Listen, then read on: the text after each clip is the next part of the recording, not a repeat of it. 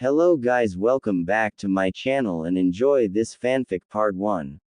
Now let's start the fanfic. 16 years. A full 16 years. He rose from an illegitimate son who could be executed at any moment to standing at the center of power, step by step. 2 months ago, the former Daimyo died of a severe illness. For the throne, his brothers engaged in a bloody struggle. Arashi revealed his fangs at the right time and ultimately had the last laugh, becoming the sole candidate to inherit the title of Daimyo. History. When he held the national stone, the symbol of the Daimyo, the system's voice, silent for 16 years, finally spoke again. Ding. Congratulations, host, for completing the ultimate mission.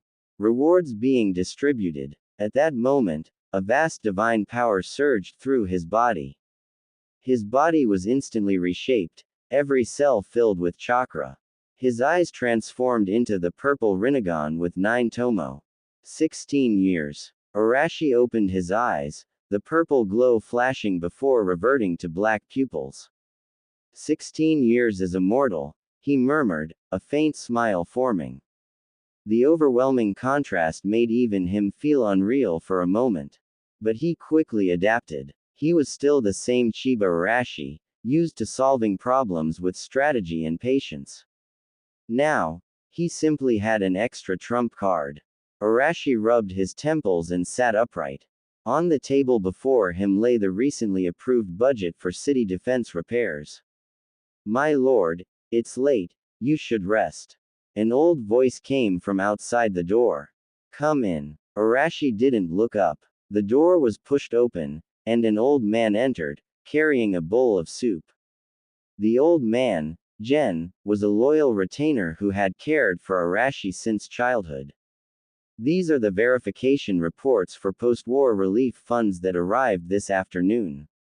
Setting the bowl on the corner of the table, General then took out several scrolls and neatly arranged them. Arashi picked up the topmost one. Have the families in the north of the city been dealt with cleanly? Family. His voice was calm. Reporting, my lord, all have been dealt with cleanly, Gen said. Their family property has been confiscated, the principal offenders and their direct relatives charged with treason. The remaining branch families have been exiled to the border of the land of demons for 3 generations. Arashi unrolled the scroll. It was filled with names, each marked with a red X. They had all chosen the wrong side. He was never merciful to his enemies. There's one more matter. Gen hesitated. Konoha village sent someone with a congratulatory gift, a personal letter from the 3rd Hokage, Hiruzen Sarutobi, congratulating you on your ascension. Gen presented a letter sealed with wax. Oh. Arashi finally looked up, a faint smile curving his lips. Konoha moves fast, doesn't it? Anime and manga. He took the letter but didn't open it right away. Hiruzen Sarutobi, the 3rd Hokage of Konoha village. A man portrayed as gentle and benevolent, but in truth, his cunning and schemes were unmatched. As for that old dog, Danzo Shimura, hiding in the shadows beside him, he was even more ruthless and unscrupulous. Those two would be his first obstacles in controlling the land of fire. The sword known as Konoha was too sharp enough to forget who held the hilt. Gen, don't you think the annual funds we allocate to Konoha village are a bit excessive? Gen bowed slightly. This servant dares not speak on state matters. But, the manor's finances are indeed a bit tight. Arashi smiled. Yes, tight. He stood and walked to the window. From there, he could overlook most of the fire capital's night view. Pass on my order. Tell the Minister of Finance to come to my study tomorrow morning for a discussion. Yes, my lord. Gen answered but didn't immediately leave. My lord, about the young miss of the Kiyotsuki family. Kiyotsuki Yui. A cold, proud face appeared in Arashi's mind. The Kiyotsuki family had been one of the main noble factions supporting his eldest brother and was annihilated in the struggle. Yui was the only daughter of the Kiyotsuki head, renowned for her beauty and talent. Still on a hunger strike? Yes, my lord. She hasn't eaten or drunk for 2 days now, Jen said with concern. She swore that even if she dies, she will never serve her enemy. She has backbone, Arashi said simply. He returned to the desk and opened the letter. Its contents were the usual congratulations and declarations of loyalty. It also mentioned that the Third Ninja World War was nearing its end, that Konoha had suffered heavy losses, and hoped the Daimyo Manor could allocate a special budget for reconstruction and ninja relief. They're good at calculations, Arashi muttered, tossing the letter into the candle flame and watching it burn to ash. They want both money and reputation. How can there be such good fortune in this world? Jen stayed silent. How are preparations for the coronation ceremony? Arashi asked. They are being expedited. The 1st of next month is an auspicious day. Good. I understand. Arashi waved his hand. Go. Bring Kiyotsuki Yui here. My lord. Jen hesitated. Her emotions are unstable right now. What if she offends you? It's fine. Arashi waved dismissively. I want to see how strong a noble lady's resolve can be. A quarter of an hour later, the study door opened again. 2 guards escorted a woman in a plain white kimono inside. She was slender, pale-faced, but her back was perfectly straight. Her long black hair was slightly disheveled. She was Kiyotsuki Yui. You may leave, Arashi said. The guards bowed and exited. Yui glared at the man behind the desk, her eyes filled with hatred.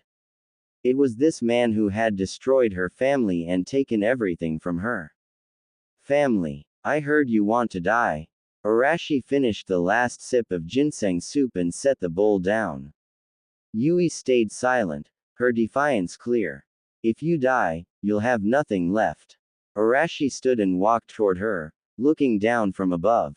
Your father and brothers all regretted it before they died.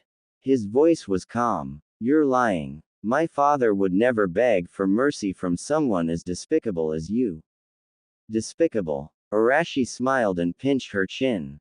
The winner takes all. My brothers were far more despicable when they tried to me. When your family handed them the knife, did you ever think this day would come? Yui struggled, but couldn't break free. Kill me. She spat. Kill you. Arashi shook his head and returned to his seat. That would be such a waste. You're beautiful. Be my maid. I think you're quite suitable. Dream on. Yui screamed. I'd rather die than suffer your humiliation. Die. Arashi laughed loudly, then tossed a dagger toward her. Here, yourself. Yui froze, trembling with anger and shock, staring at the dagger but not moving. Seeing her hesitation, Arashi sneered. Didn't you want to die? What's wrong? Afraid? Someone. At his call, the guards entered again. Take young Miss Kiyotsuki Yui to wash up, and make sure she's properly cleaned. Yes, my lord. The expressionless guards stepped forward. Despair washed over Yui as they seized her arms and dragged her away. Her struggles were weak and futile. Silence returned to the study. Arashi's brush hovered above the scroll, yet to touch the paper. His consciousness sank inward, and a blue interface only he could see appeared. The night was thick and silent. Arashi set down the scroll and stood up to stretch his limbs. After finishing his official duties, he walked out of the study and slowly made his way toward the sleeping quarters. The guards and maids along the corridor all bowed their heads, barely daring to breathe. Arashi was long accustomed to such treatment, and it pleased him. At the entrance of the sleeping quarters, 2 newly assigned maids stood respectfully with their hands clasped and their bodies slightly bowed. Arashi pushed open the door and entered. Inside, candlelight flickered, and the faint scent of incense filled the air. A figure lay curled up on the bed, the bedding outlining the graceful curves of a woman's body. Arashi's footsteps lightened, and a faint smile appeared on his face. Perhaps hearing the sound, the figure on the bed visibly tensed. Arashi walked straight to the bedside, sat down, and with a playful look, reached his hand into the bedding. What he touched was not soft skin but the rough texture of fabric. His smile vanished instantly, and he pulled the quilt back sharply. "You're still wearing clothes." Yui suddenly opened her eyes. Her gaze was filled with fear, but her expression remained stubborn. Arashi ignored her emotions. His face darkened as he let out a cold snort. "It seems you still haven't learned how to be a maid." Someone. The door opened immediately, and the maids outside hurried in, falling to their knees and pressing their foreheads to the cold floor. "I told you to teach her the rules." Arashi pointed at Yui, his voice carrying suppressed anger. "Didn't you teach her?" This." The maid trembled violently, repeatedly bowing her head. Arashi frowned, his patience thinning. "Take her away and teach her again. Make her understand what a maid's duty is." He paused, his tone dropping lower. "If she still hasn't learned by this time tomorrow, you will be held responsible." The maid quickly nodded. "Why yes, my lord. I will definitely teach her properly." Arashi turned slightly, and the maid immediately scrambled up, rushed to the bed, and grabbed Yui's arm. No matter how she struggled, she was forcibly dragged out of the sleeping quarters. The hall door closed behind them, cutting off her cries. The next morning, sunlight streamed through the study windows, casting soft shadows across the floor. Arashi finished reviewing several reports and was slowly sipping his tea. "Lord Tanaka requests an audience, Lord Daimyo," Jen announced from outside. "Let him in." Soon, a slightly overweight middle-aged man entered briskly. His name was Tanaka Shigeru, an old minister of the Land of Fire. Tanaka bowed respectfully. "May Lord Daimyo be in good health." "Sit," Arashi said, setting down his cup. "Thank you, Lord." Tanaka sat carefully, occupying only half the chair, his posture humble. After a few formalities, Arashi said, "Last night, the third Hokage of Konoha sent a letter." Tanaka asked, "What did it say?" Arashi toyed with the cup lid, his tone even. "The letter was very touching.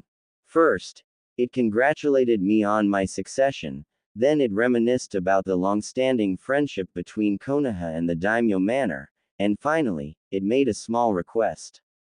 Tanaka's eyelids twitched. A small request mentioned by the daimyo himself could not be small. What does the third Hokage mean? His meaning is that in this great war, Konoha made great contributions but also suffered heavy losses.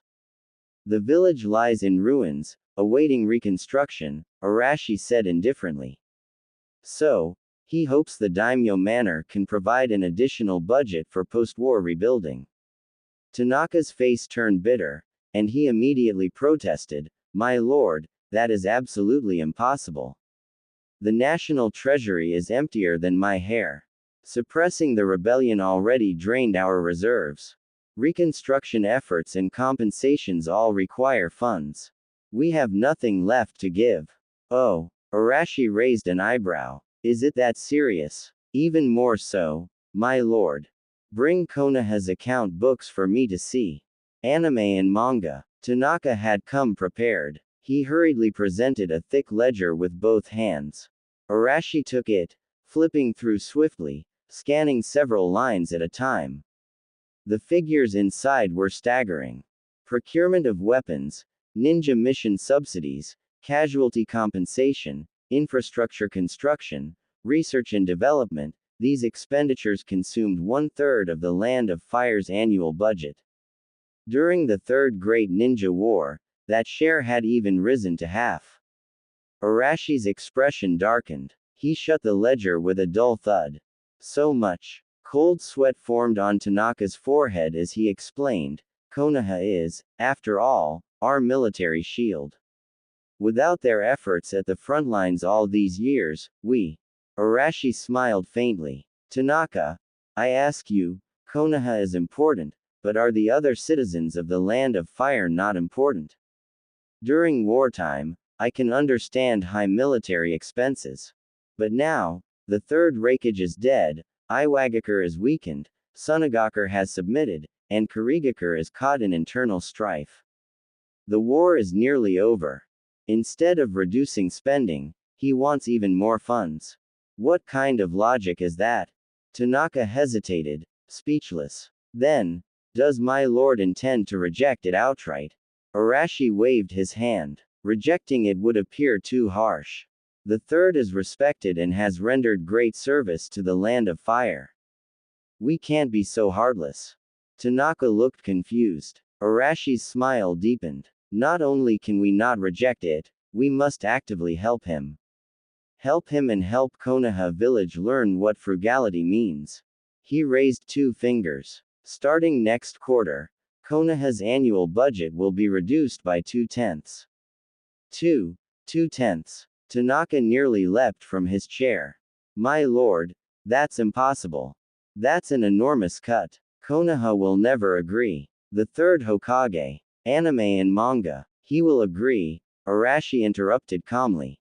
He stood and patted Tanaka's shoulder. The treasury is struggling after the war. For the sake of the Land of Fire's recovery, everyone must share the burden. Konoha, as part of the Land of Fire, should set an example. I'm sure the third will understand. Tanaka's face turned pale as sweat ran down his cheeks. He understood perfectly. This was about establishing authority, using Konoha as an example to warn others. But Konoha, with such heavy losses in this war, I'm already being generous by not holding them accountable. Arashi sat back down. The third is a wise man. He knows what choice to make. It's settled. Draft a new financial budget for me. Yes, my lord. Tanaka bowed deeply. Go, and make the official document sound sincere. Yes. Tanaka withdrew, his steps unsteady. Silence returned to the study. Arashi's expression was calm. The first move had been made. Even without a system mission, Konoha would have been his first target. As a daimyo, how could he allow the blade to be held in someone else's hand? Power and authority must never be entrusted to others. Just then, Gen's voice sounded from outside the door. My lord, enter. Gen pushed open the door and bowed. My lord, a Konoha ninja requests an audience. He says he's on orders from the third Hokage to deliver a detailed report on the Great War. Anime and manga, a Konoha ninja. Arashi looked slightly surprised. Who is it? He calls himself Yuhi Shinku. To be continued. Chapter 3. Konoha's Performance Report. Yuhi Shinku. Hearing that name, Arashi immediately thought of another person. Kurenai. Konoha's future genjutsu master, Asuma's wife, a woman possessing both maturity and a strong will. Interesting. Sending a letter, then sending a messenger, tisk tisk. Let him in. Arashi's voice was calm. Moments later, footsteps sounded, and a man entered the study.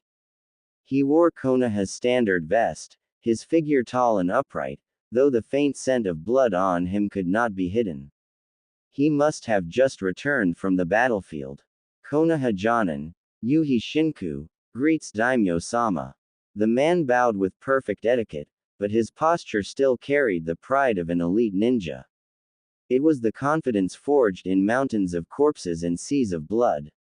No need for formalities. Arashi's gaze swept over him. His strength was decent, his chakra reserves full, and his mental energy refined. A qualified ninja. Unfortunately, before him, he was nothing more than an ant. Where is the report? Bring it. Yes, Lord. Shinku stepped forward, presenting a thick scroll with both hands. The report details Konoha's casualties, material expenditures, and strategic assessments from this war. Please review it, Daimyo-sama. Arashi didn't open it immediately. He lightly tapped the scroll with his finger. You've worked hard. To survive such a brutal battlefield, you are a hero of Konoha. and a meritorious subject of the land of fire. His tone was warm and courteous, like a gentle spring breeze. Shinku quickly bowed. To serve the land of fire is the duty of a Konoha ninja. Well said. Arashi nodded approvingly, then unrolled the report. The Battle of Kikyo Pass. The Kanabi Bridge Battle. One after another, battle names appeared, followed by cold, emotionless casualty numbers. Each number represented a vibrant life, a shattered family. Senju Hashirama, your naivety them all. It's tragic, Arashi murmured as he rolled the scroll shut. Konoha's ninjas have paid a heavy price for the land of fire. Seeing the opportunity, Shinku spoke earnestly. My lord is wise. It is precisely for this reason that the third Hokage sincerely asks the Daimyo Manor for assistance. He paused, lowering his voice. The village has sacrificed countless ninjas. Their families need compensation, the wounded need treatment, and the homes destroyed by war must be rebuilt. All of this requires funds. I implore Daimyo-sama to understand Konoha's difficulties. Here it comes. Arashi sneered inwardly. Jonin Shinku, I understand your purpose, and I have already read the third's letter. He shifted the topic smoothly, pushing the scroll forward. But it seems you have misunderstood something. This report is not a record of Konoha's merits or a petition for rewards. Anime and manga. It is a performance report, detailing how Konoha has fulfilled its duties to the land of fire. Shinku's pupils shrank sharply. Arashi's tone wasn't loud, but his words struck like a hammer. Do you think the funds the Daimyo Manor allocates to Konoha are insufficient? Or have you used them for your own comfort during peacetime, and now come asking for more? You must understand that money pays for your sacrifices in war, it pays for every casualty on this report. You have shed blood, and the land of fire has not treated you unjustly. Arashi stood, walking around the desk until he stood before him, looking down from above. My brothers emptied the treasury in their struggle for power, that was my family's affair. I quelled the rebellion and drained the finances, that was state business. And now, you come to me, bringing what should be a duty report, demanding more compensation. Jonin Shinku, tell me, why? Or do you think the lives of ninja are worth more than the tens of thousands of civilians displaced and starving in the flames of war? Each word pierced deeper than the last. Shinku opened his mouth, but no words came out. All explanations suddenly felt meaningless. Their achievements were reduced to mere duty. Konoha's sacrifices, dismissed as transactions. This man simply didn't place Konoha on an equal footing.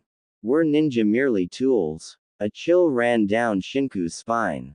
I understand. After a long silence, he bowed deeply. I will report my lord's words to Hokage-sama. Arashi nodded, expression unreadable. He didn't care what Konoha's response would be. Whether they were angry or silent. If they dared to provoke him, he would crush them without hesitation. Once Shinku stepped back, Arashi's expression softened. Compassion replaced the cold authority from moments before. The dead are gone. What we can do now is protect the living.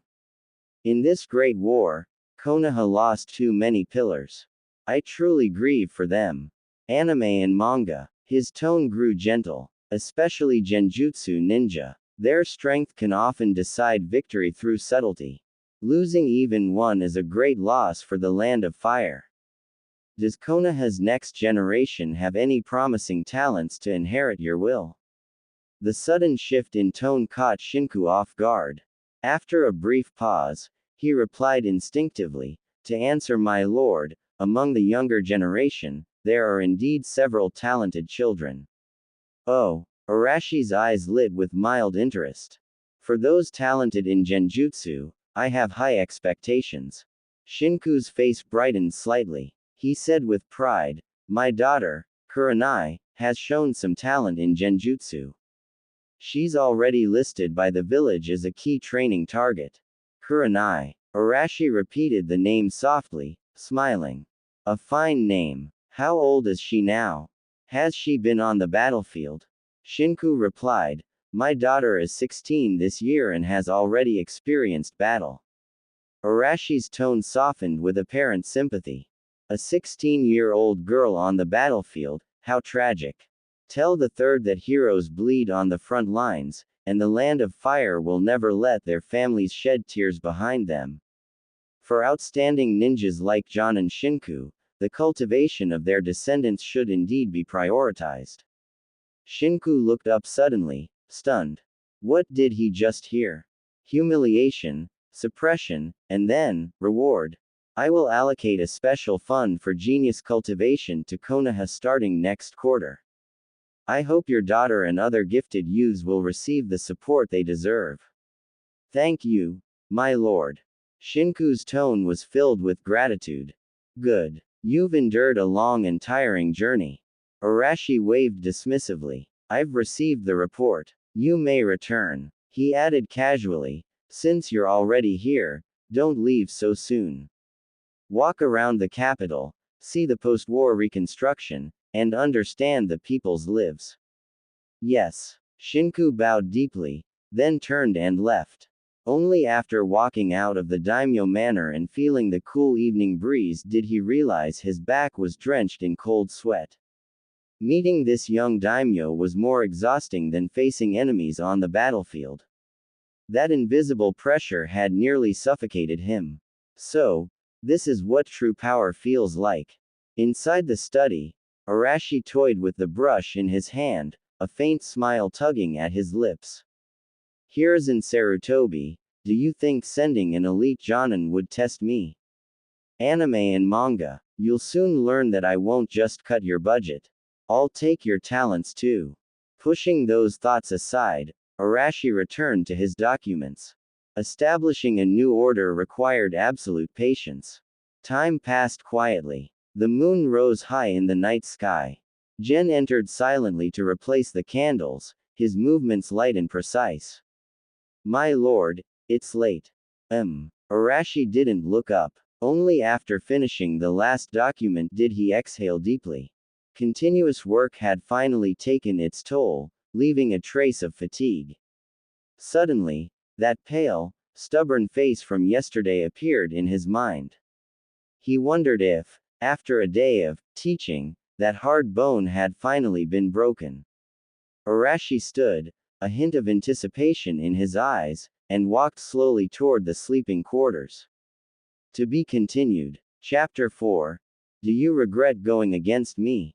Arashi returned to his bedchamber, where candles still burned brightly and incense smoke coiled gently upward. Upon entering, he saw Yui lying alone on the bed. He removed his outer robe and tossed it casually to a maid standing in the corner, then walked slowly toward the bed. His footsteps were quiet, yet Yui's body tensed up, curling into a smaller shape. My lord. Her voice trembled, faintly pleading. Arashi stood by the bed, looking down at her silhouette. He responded indifferently, his tone devoid of warmth. This time, you're not wearing anything, are you? The words struck like a slap, making Yui's body tremble. No, she whispered, her voice almost inaudible. Arashi said nothing further. He reached into the bedding, and his fingertips brushed against soft, smooth skin. Only then did he pull his hand back in satisfaction, nodding slightly. Sit up. His tone was calm but firm. Yui froze, her mind going blank. Sit up. Wouldn't that mean? Don't make me repeat myself. Arashi's tone deepened slightly. Fear ultimately won over shame. Yui moved stiffly, biting her lip until it bled, two streams of tears slipping silently down her face. Arashi watched her quietly, his gaze steady. Yui took a deep breath, pushing herself up with trembling arms. The silk quilt slid from her shoulders, pooling around her waist, revealing her graceful figure. Her head hung low, eyes tightly shut, long black hair falling forward to hide her face. This was her last bit of resistance. Time ticked by slowly. The expected nightmare never came. That man merely watched, doing nothing. At last, Yui couldn't help but look up. Their eyes met. His dark gaze made her heart pound violently. Startled, she lowered her head again, her breath unsteady. Arashi leaned back against the headboard, resting one leg lazily on her thigh. "Massage my leg," he spoke as if giving an order. Yui froze again. After a long hesitation, she extended a trembling hand and placed it gently on his leg, beginning to massage. Perhaps unused to such labor, her movements were light and without strength. "Use more force," Arashi said indifferently, eyes closed. At his words, Yui bit her lip harder and pressed down slightly. Tears fell one by one, darkening the brocade quilt. She had once been the pride of the fire capital, admired by countless noble heirs, the beloved daughter of her clan. When had she ever endured such humiliation? Arashi felt no sympathy at all. Instead, he found this scene beautiful. A proud rose, stripped of its thorns, to be handled and reshaped at his will. That sense of crushing something radiant and remolding it completely to his own design brought a strange satisfaction to his heart. In the candlelight, he opened his eyes and studied the woman before him. He had to admit, Yui was beautiful. Her skin was fair as snow, her features delicate, and even in humiliation, her cool temperament hadn't completely faded. The vulnerability only added to her fragile charm. Her reputation in the fire capital had not been exaggerated.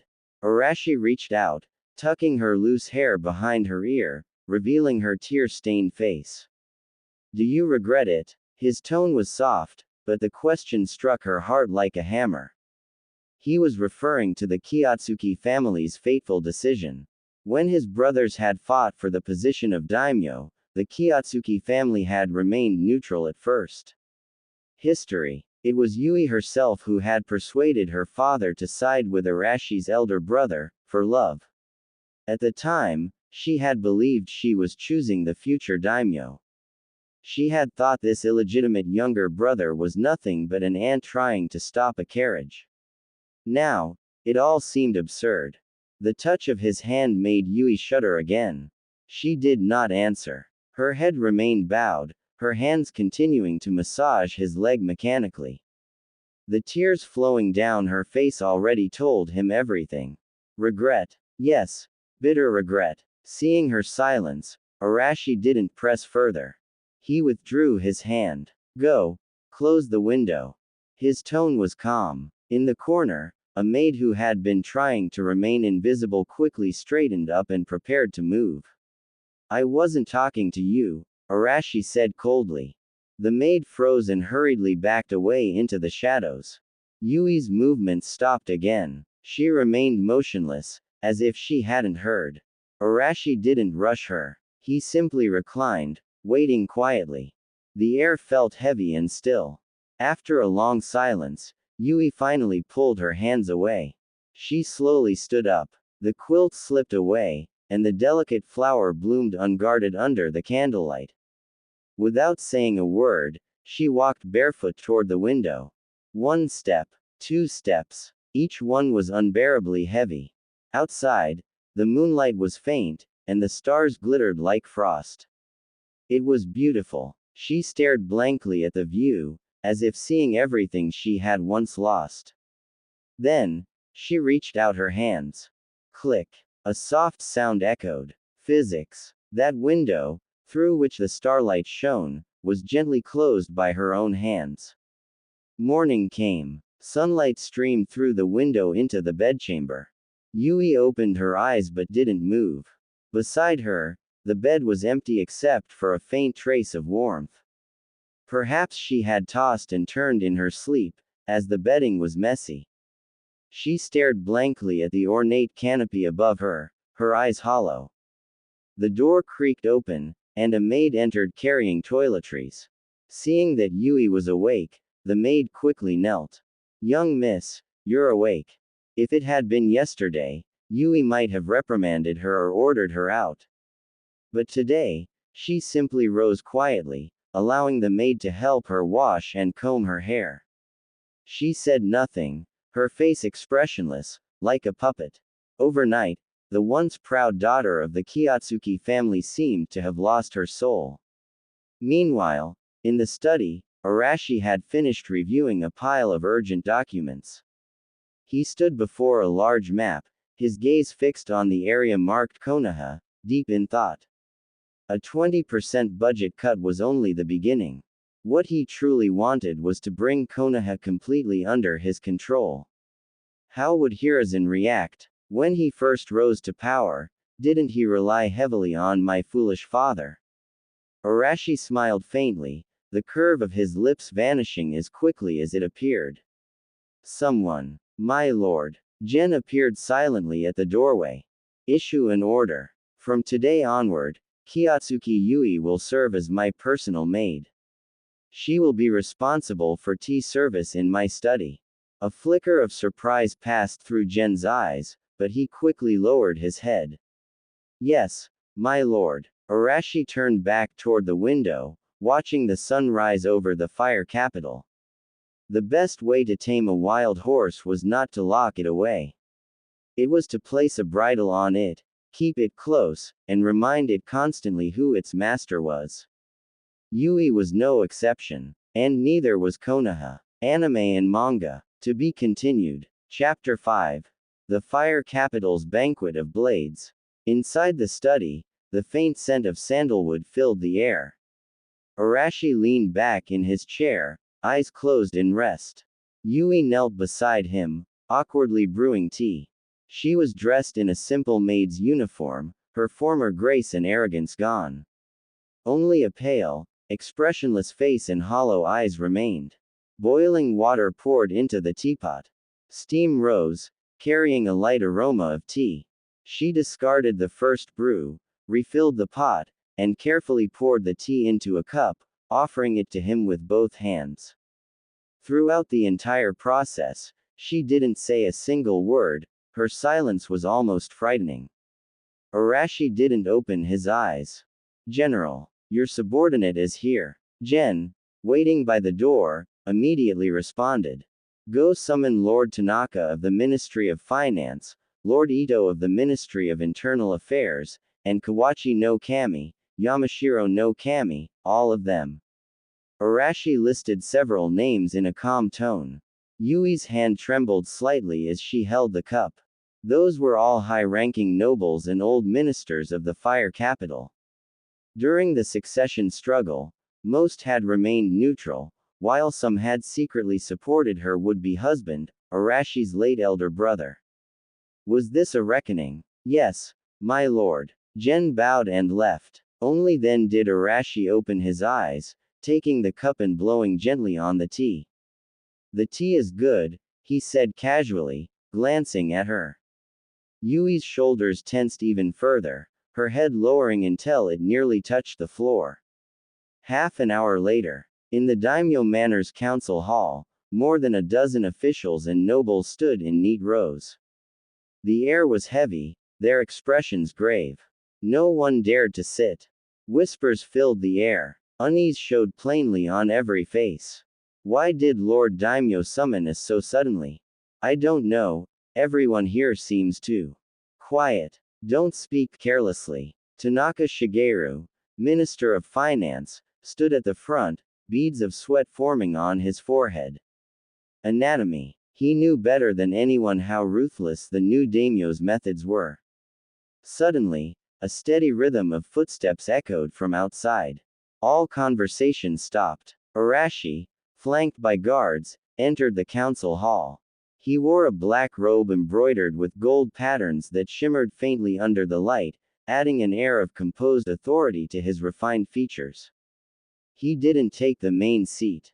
Instead, he stopped in the middle of the hall, his calm gaze sweeping across the room. Everyone he looked at quickly lowered their head. My lords, you are the pillars of my land of fire, Arashi began, his voice even yet commanding. I invited you here today because I need your help with a few matters. He clapped his hands. Jen entered, leading two guards carrying a large wooden box. Thud. The heavy box landed with a dull sound that made everyone's heart tighten. Open it. The lid was lifted. Inside was a pile of scrolls and ledgers. At first, the ministers only looked on curiously. But when a few scrolls slipped, revealing familiar handwriting and family crests, the color drained from their faces. Tanaka Shigeru froze. He stared at a blue-covered ledger with a T stain on the corner. It was the false account he had forged himself.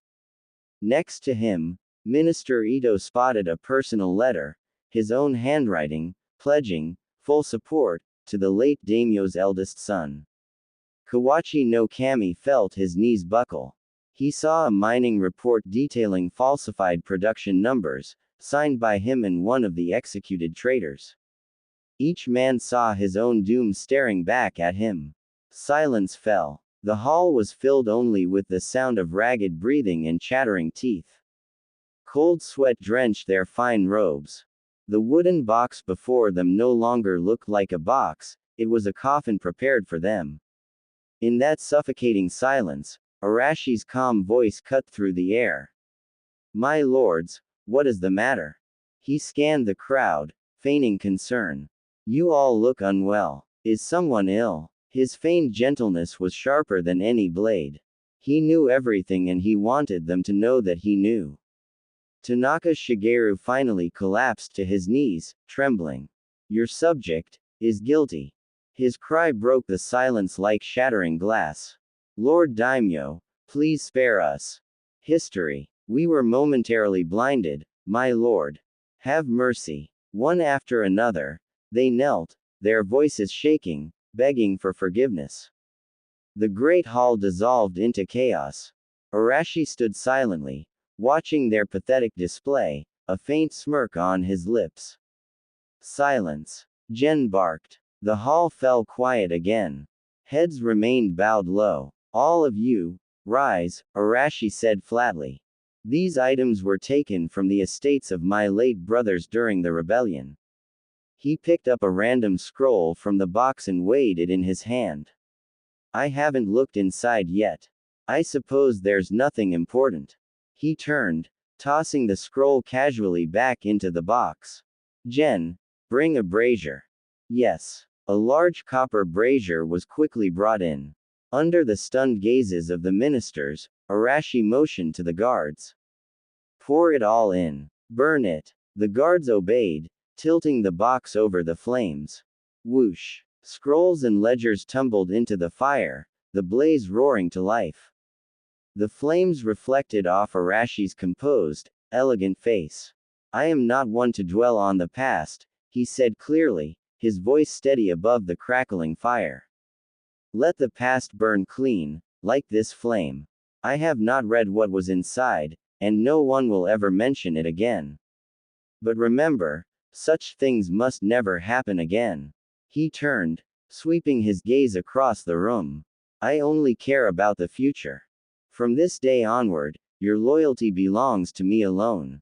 Those who create value for me will receive everything they desire. Do you all understand?" As his words echoed, Tanaka Shigeru's expression shifted from terror to elation. He fell to his knees again, tears streaming down his face. "Your subject, Tanaka Shigeru, swears eternal loyalty to Lord Daimyo. I will serve without hesitation. History. Your subjects swear eternal loyalty to Lord Daimyo." The others followed, their cries merging into a chorus that shook the hall. At that moment, all hesitation, all pretense of independence, vanished. Only reverence and fear remained. This young daimyo had burned away their sins and bound their souls in one stroke. From this day forward, their lives belonged to him. Arashi watched them with satisfaction, mentally sorting through a list of trusted names. He could have executed these men to make an example of them, but what then?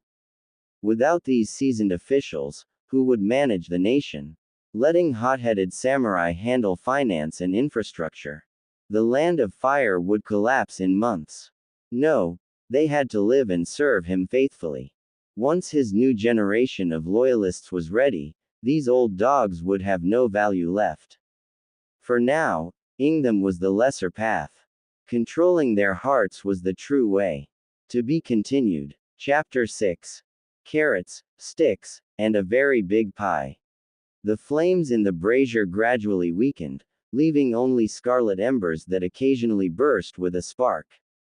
In the council hall, the waves of allegiance had not yet settled, and the smell of charred wood still lingered. Arashi's sneer faded, replaced by a gentle smile. Looking at the ministers kneeling on the ground, faces showing the relief of surviving a disaster, Arashi said, "Rise. You are the pillars of the land of fire. There is no need for such a grand bow." His voice was not loud, but it instantly calmed the restless crowd. "Thank you, Lord Daimyo." Tanaka Shigeru and the others stood shakily.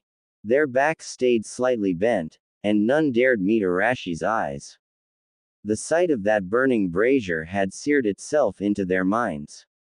Arashi did not return to the main seat. He paced to the center of the hall and stood with his hands clasped behind his back. Then he sighed. The sigh was soft, but it made the ministers' hearts jump to their throats.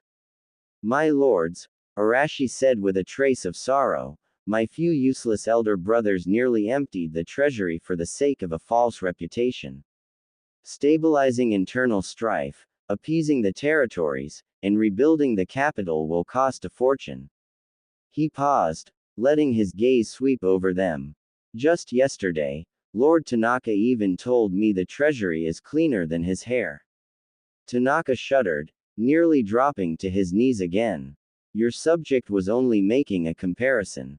Your subject deserves punishment." "No, you are right," Arashi said, waving for him to relax, though worry deepened on his face.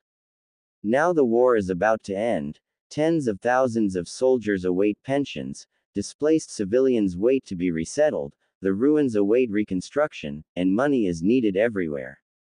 These past few days, I have slept poorly because of money." His words were filled with helplessness. The ministers exchanged glances. He is asking for money. Then again, this daimyo, for all his thunderous methods, did inherit a wreck. History. And every person present had contributed, more or less, to that wreck. As Minister of Finance, Tanaka knew the treasury best. He clenched his jaw and stepped forward first. He knelt again. "Lord Daimyo worries for the country. How can your subjects stand by?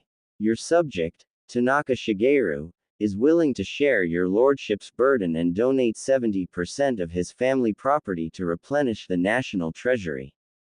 The hall was stunned. 70%. That was the Tanaka clan's wealth accumulated over a century. Had he gone mad? In an instant, the ministers understood. This was not madness. This was loyalty. He was using money to buy his life, to buy his clan's future. That fire had just burned away the evidence of their crimes. Now it was time to pay for absolution. Your subject, Masashi Ito, is willing to donate 70% of his family property to share your lordship's burden. Your subject, Kawachi Mori, is willing to donate all earnings from the 3 iron mines in his territory for the next 10 years.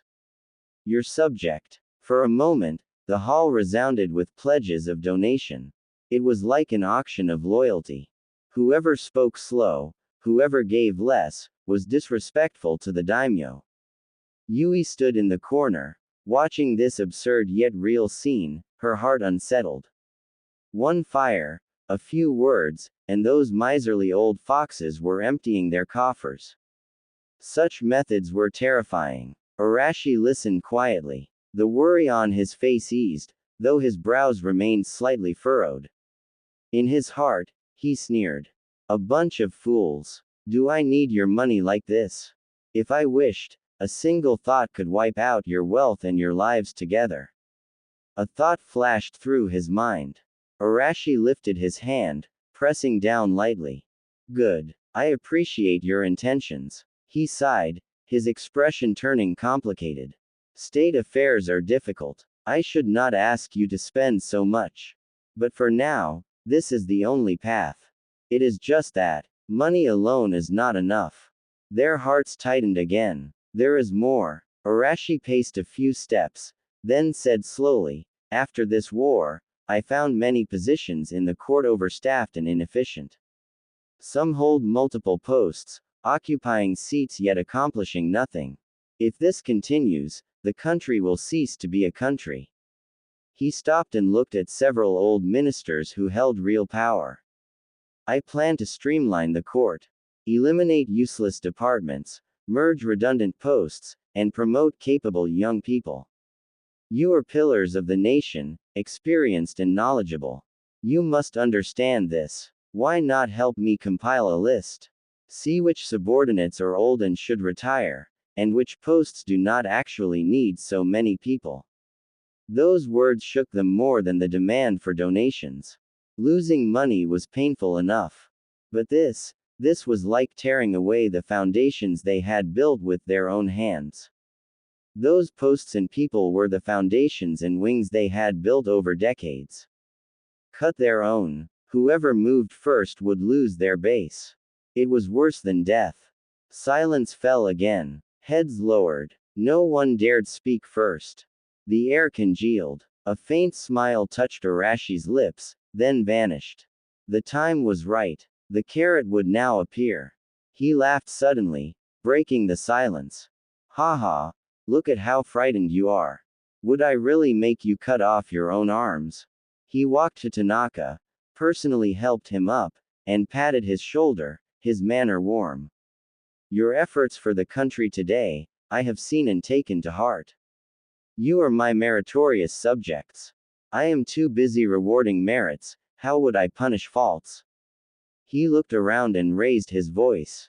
The list can wait. But there is something we must do now. I have decided to use the treasury and your donations to launch the Land of Fire's 3-year revitalization plan.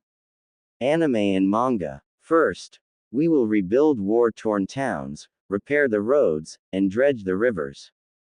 Within this, there are countless opportunities, countless benefits. Arashi's voice carried weight. These projects will not be given to outsiders.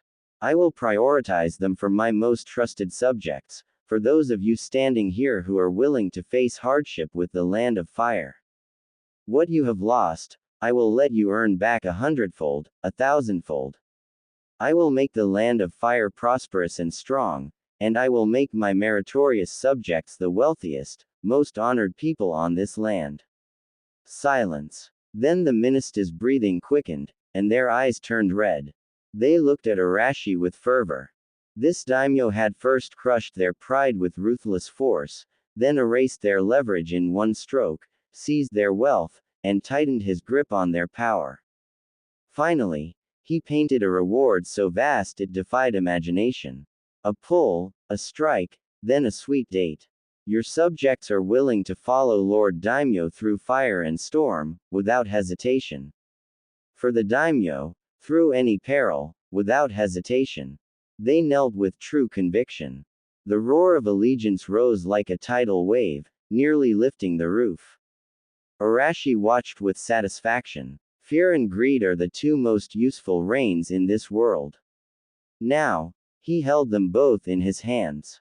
To be continued. Chapter 7. Konoha sends back a nope.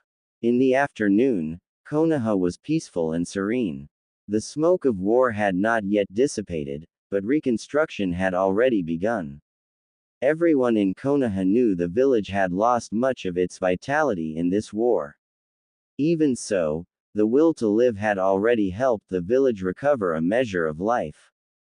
Yuhi Shinku stepped through the village gate, his footsteps unwavering. The news of budget cuts weighed on his chest like a stone. The image of that young daimyo, those calm eyes, lingered in his mind. He hurried straight to the Hokage building.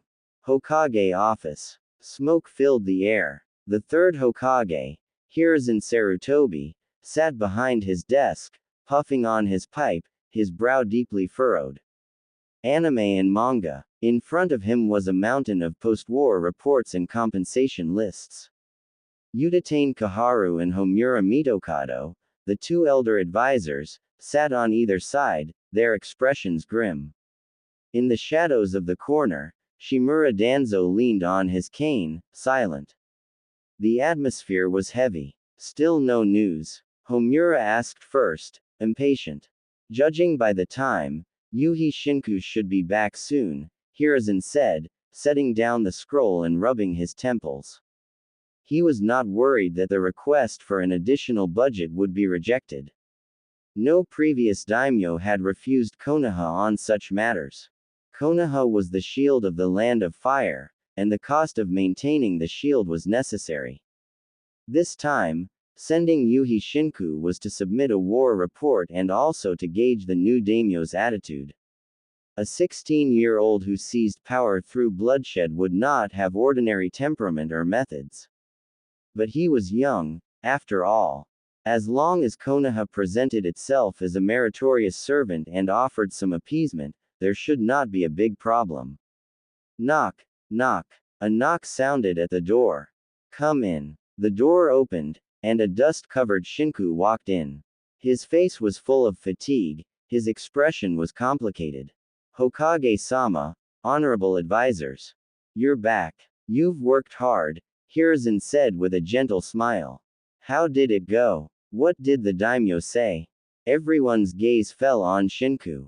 He stood straight but did not answer immediately. His Adam's apple bobbed, as if organizing his words. He looked up, met their gazes, and spoke with difficulty. Hokage-sama, the daimyo manor rejected the request for an additional budget.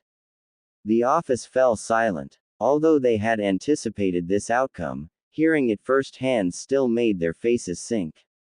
Homura asked in disbelief, rejected. Why? So many died in the village. Does the daimyo not see it? Kaharu said coldly, what does the daimyo want? To use Konoha to establish authority as soon as he takes office. Hiruzen did not speak. He took a slow puff on his pipe, his face hazy behind the smoke. Things were likely not that simple. In the shadows, Danzo's single eye flashed coldly. Anime and manga. Yuhi Shinku, tell us the meeting in detail, word for word, Hiruzen said, voice calm. Yes. Shinku steadied himself and recounted the meeting exactly. From Arashi defining the war report as a performance review, to the soul-piercing question, are the lives of ninja more noble than those of civilians? And finally, the seemingly benevolent special fund for genius cultivation. When he finished, the office grew even heavier. Homura and Kaharu were shocked. Those arguments were airtight. He stood on the side of justice, turning Konoha's merits into its duties. He twisted Konoha's request for compensation into competing with the people for profit. What a cunning tactic. Could these words really come from a 16-year-old? Not only that, Shinku's voice tightened. Before I left, I heard the daimyo manor is undergoing financial reform. The daimyo ordered that, starting next quarter, the village's annual budget will be cut. What? This time, even Hiruzen could not remain seated. He looked up sharply, his eyes flaring. Not only deny the additional request, but cut the existing budget as well. How much was cut? From the shadows, Danzo's voice was cold. 2/2. Boom. The number made everyone's heads buzz. 2/10. This was no small sum. Ninja compensation, treatment for the injured, development of new ninja tools, maintenance of the village's defense system, which did not require funding. With that cut, the already strained village would face serious operational difficulties. Homura cried, he's crazy. He wants to destroy Konoha. He is shaking the foundation of the land of fire. Danzo stepped out of the shadows, his cane striking the floor with urgent weight. Cut 2/10. On what grounds? How dare he? Anime and manga. What does he think ninja are? Tools to be measured by money. We bled and sacrificed for the land of fire, and this is the humiliation we receive. Hiruzen, we cannot tolerate this. This brat is declaring war on us. We must teach him a lesson. Koharu echoed sharply. That's right. We must make him retract the order. Once the budget is cut, turmoil in the village is inevitable, and our deterrence against other ninja villages will drop sharply. Do not forget, Kumo is still watching us like a tiger eyeing its prey. Emotions ran high in the office.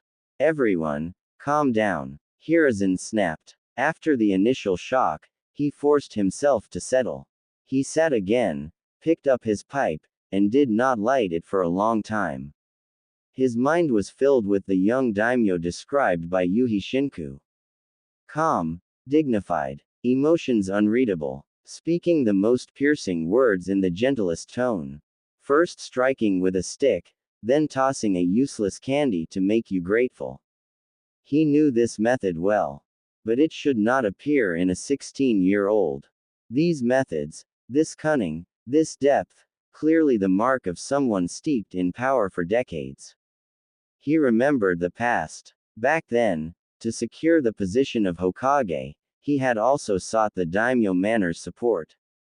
He knew the daimyo's power was not only in nominal rule. Economics was the most lethal weapon. After all, everyone had to eat, ninja included. But he had never thought this new daimyo would refuse so decisively. The other party did not bargain with Konoha. He issued a notice. They had all misjudged him. A chilling memory flashed through Hiruzen's mind. Just last month, he had received a plea for help from this daimyo.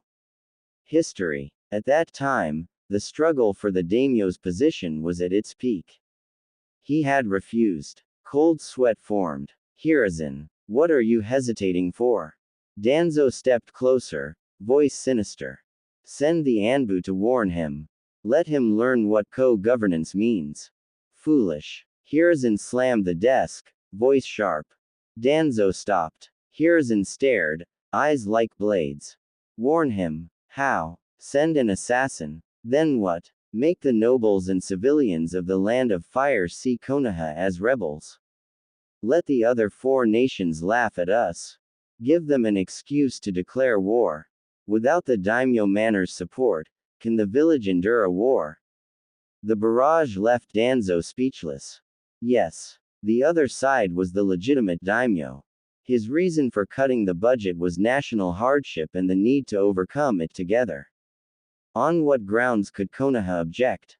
Were Konoha ninja not people of the Land of Fire? Justice and legitimacy were in his hands. Konoha had strength, but its limbs were bound. Then, what do we do? Just accept it? Homura asked, unwilling. Hiruzen fell silent. He walked to the window, looking at the village below and the stone faces that symbolized the will of the Hokage. For a long time, he exhaled a heavy breath. No, we cannot just let it go. He turned back, once again composed like a ninja hero. I will personally resolve this. Danzo's cane struck the ground. How? Hiruzen picked up the invitation. Do not publicize this for now. I will speak with the daimyo at the coronation ceremony. To be continued. Chapter 8. Long live the daimyo. History. What can a month change? In the ninja world, it could mean the end of a brutal war or the fall of several powerful figures.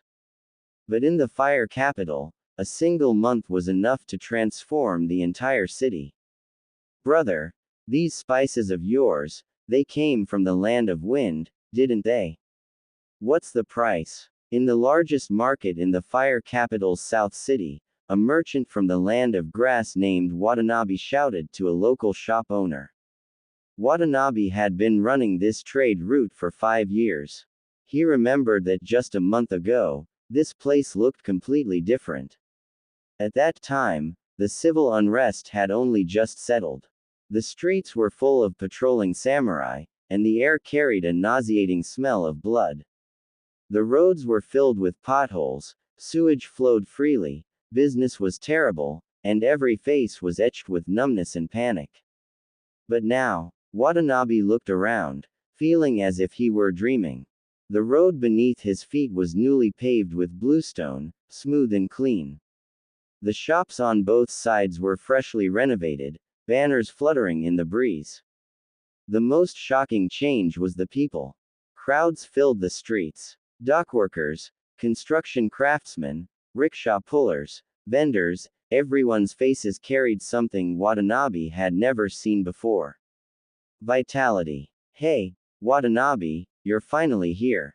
The shop owner poked his head out from behind the counter, his face glowing with health. The usual, price is negotiable. Come in and have a cup of tea first. You came at the perfect time. Watanabe was warmly pulled into the shop, and a clerk quickly served hot tea. He couldn't help but ask, "Boss, did you all strike it rich or something?" Strike it rich. The boss slapped his thigh, his voice rising several octaves. It's gone crazy. The entire fire capital has gone mad. Now, as long as you're willing to work, you'll never starve. Carrying sacks at the docks for a day pays double what it used to. North City is repairing the sewers, East City is building new housing districts, and West City is expanding the workshop area. Everywhere needs people. We can't even find enough workers. Wages are high, everyone has money, so of course they're spending more. Look at my shop, this month's turnover is more than the past 3 months combined. Watanabe was stunned. This is all thanks to the new daimyo. Exactly. The boss's face was full of admiration. You wouldn't believe it. As soon as our new daimyo-sama took office, he forced those arrogant nobles to use their family fortunes to rebuild the city and roads. I even heard Daimyo-sama launched something called a 3-year revitalization plan, to turn the fire capital into a golden nest. The teacup in Watanabe's hand trembled. He looked at the bustling crowd outside, listening to the distant clang of construction, and only one thought filled his mind. The land of fire is about to change. Anime and manga. At the same time, inside the Ministry of Finance's office, the lights burned brightly. Minister of Finance Tanaka Shigeru was hunched over piles of ledgers, his eyes bloodshot but his spirit unusually lively. His fingers traced the rows of numbers as he muttered to himself. South City Road Repair Project, allocated 1 billion ryo, projected tax increase of 30%, actual, 45%.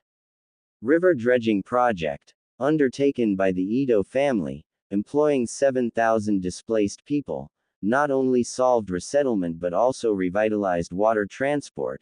Next month, just from shipping tax, an additional 50 million ryo. And the 3 iron mines offered by Kawachi no Kami, using new technology, have quadrupled production. The farming tools and implements crafted are sold out before they even leave the furnace. Tanaka's heartbeat quickened with each calculation. A month ago, when he knelt before Daimyo-sama, forced to surrender 70% of his family's assets, his heart bled. But who would have thought? Daimyo-sama immediately assigned several of the most profitable reconstruction projects to him and his family's merchant guild. At this rate, in less than a year, the Tanaka family would be restored to glory. Daimyo-sama once said he would let them earn it back 100-fold, 1,000-fold. Now, it seemed he hadn't lied. He used an iron fist to consolidate power, and unimaginable profits to bind everyone to the land of fire's chariot.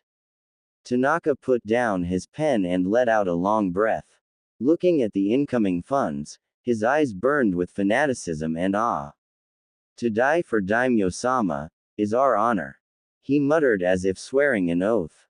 Inside the daimyo manor's study, Arashi stood before a large sand table.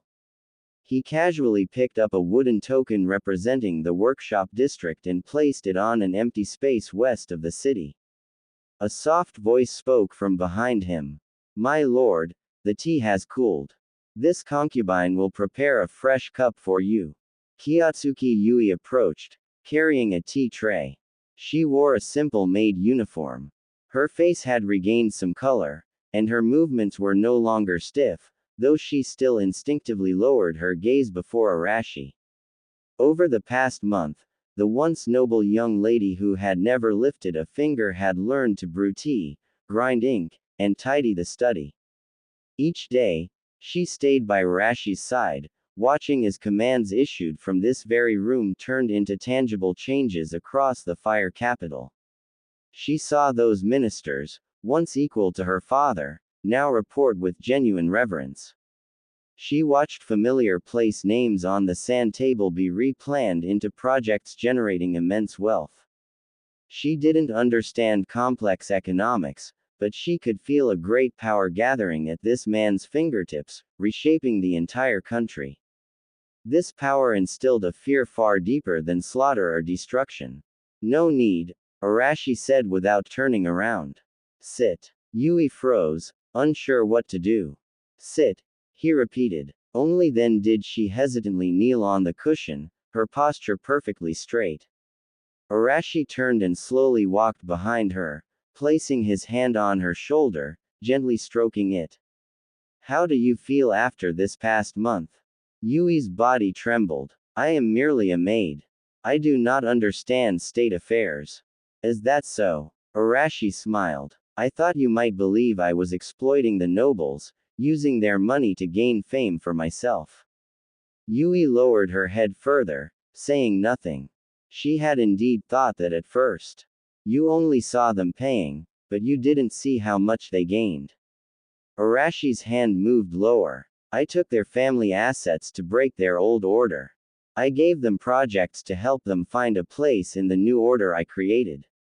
Fear makes them submit, and profit makes them loyal. His voice was calm. Yui's face flushed as she suppressed the turmoil in her body. But deep down, a chill rose. She slowly looked up, daring to meet his eyes for the first time. Before him, her pride and hatred seemed utterly insignificant. My lord, why tell me all this? She asked, her voice trembling. Arashi's hand continued to move. Because you are beautiful. A beautiful face, if paired with an empty mind, would be such a waste. I know you hate me deeply, but I still want you to learn to think, not just accept things passively. That way, it will be more interesting. Yui's cheeks burned crimson, whether from shame, anger, or something else, she couldn't tell. Psychology. Knock knock. A knock came at the door. Outside, Jen's voice sounded. My lord, speak. All preparations for the enthronement ceremony are complete. The ceremonial day is 3 days from now. Good. Also, Konoha village has sent a reply. Oh, Arashi raised an eyebrow, withdrew his hand, and returned to his seat. Come in. Yui exhaled softly, her face showing both shame and suppressed indignation, though deep hatred still flickered in her eyes. Jen entered and respectfully presented the letter. Arashi unfolded it. It was sent jointly by the Konoha elders.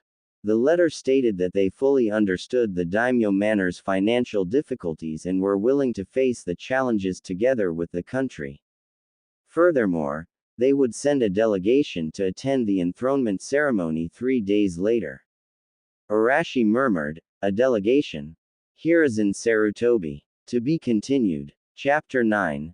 Visitors from Konoha, envoys from 4 countries. Only 2 days remained until the coronation ceremony. Fire Capital, a city that had just undergone a bloody purge, was not in chaos. Instead, it was orderly. The streets were spotless, and the nobles and ronin who used to roam freely were nowhere to be seen. In their place were teams of sharp-eyed guards clad in armor. They patrolled every street corner in groups of 3. A carriage adorned with the Uchiha clan fan crest slowly entered the city. Inside the carriage, Uchiha Fugaku, Hyuga Hiyashi, and the clan chiefs of the Ino Shika Cho families rode together, conversing merrily. However, due to Akamichi Cho's presence, it felt a bit crowded. Just then, Hiyashi's expression changed slightly, and veins bulged around his eyes. Hiyashi, what's wrong? Nara Shikaku, who was beside him, noticed the change and quickly asked. The others also cast inquiring glances. Hiyashi did not answer immediately. His Byakugan penetrated the carriage, scanning the surrounding buildings, his brows tightly furrowed. Anatomy. Something's not right. After a long while, he slowly spoke. The defenses of this capital are more than just the guards we see.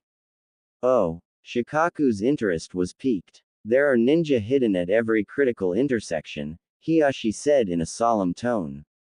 Fugaku snorted. Are they the 12 guardian ninja? Doesn't seem like it. Hiyashi shook his head. Their chakra fluctuations are unfamiliar, and there are about 30-odd of them, but of all the people I've detected, the weakest are at least Shunin level.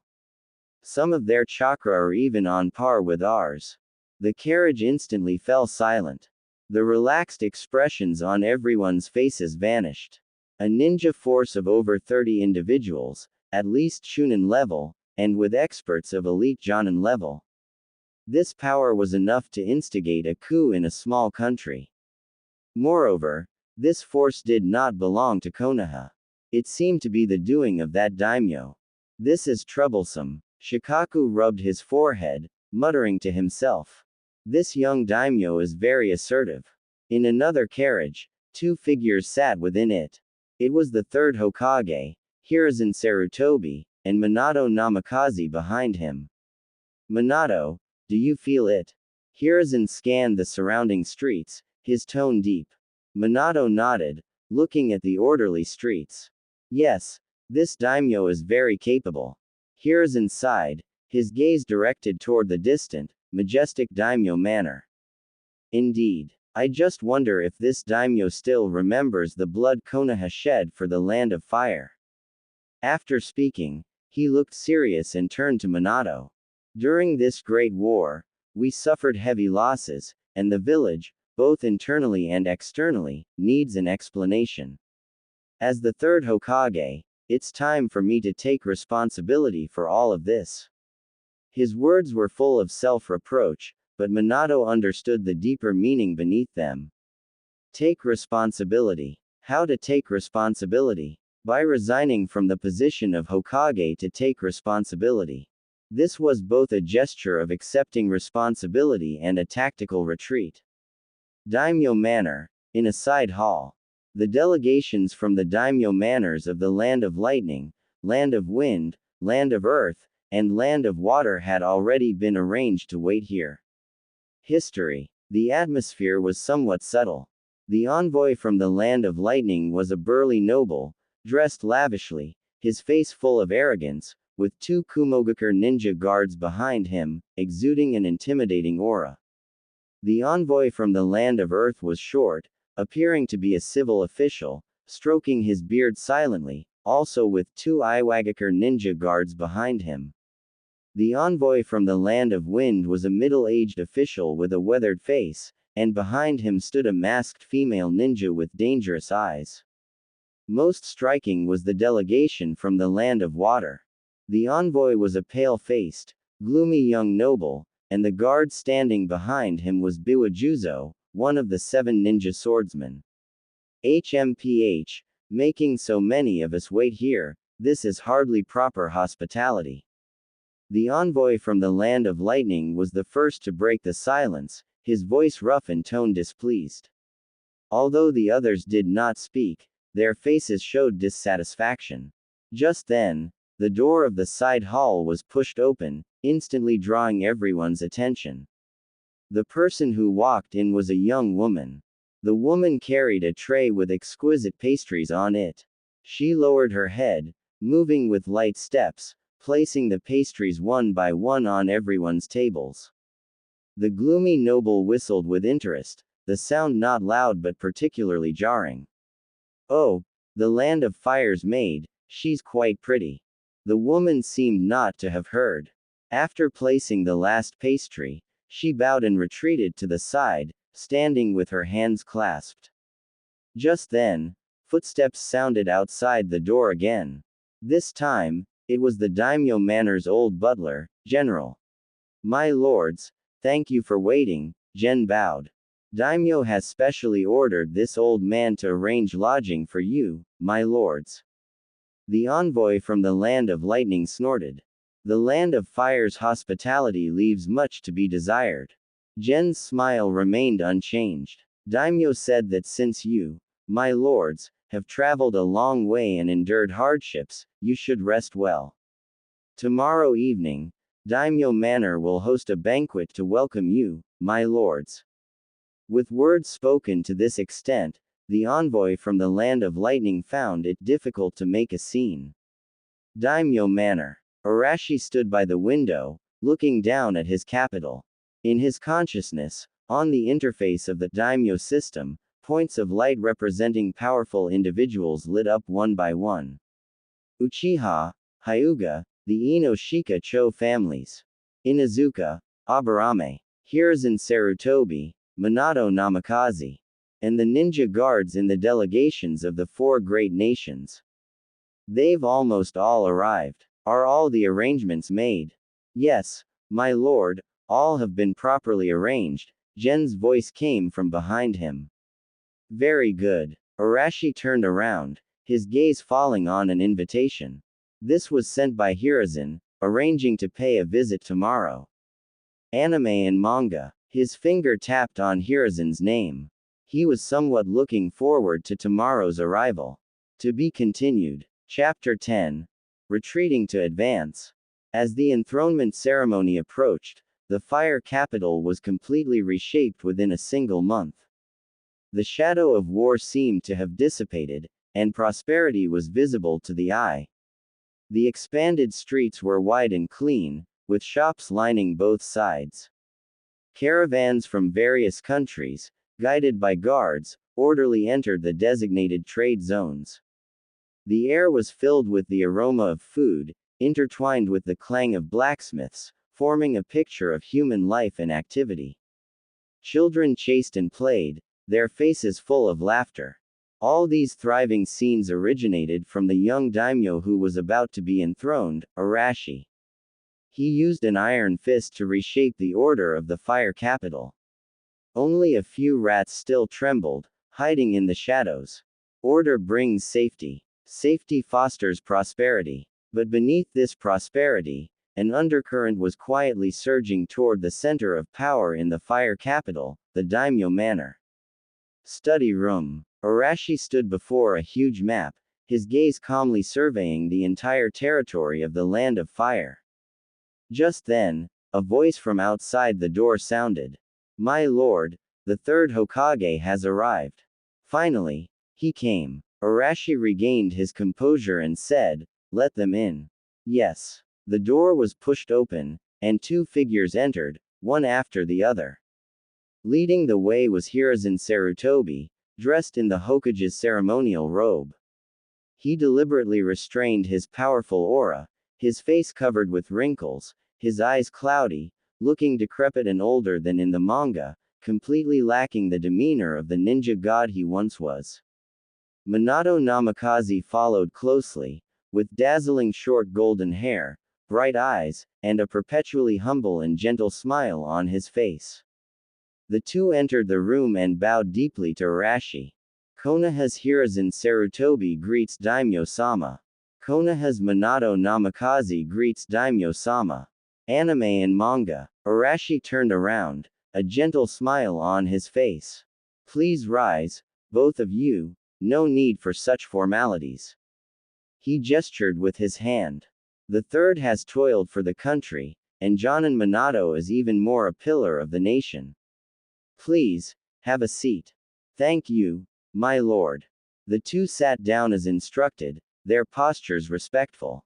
Hiruzen's gaze subtly swept across the study room, finally resting on Arashi, a chill in his heart. He was even more composed than described in the intelligence. Not only did he show no youthful impetuousness, he was remarkably calm. The bloody struggles he had endured recently seemed to have left no trace on him.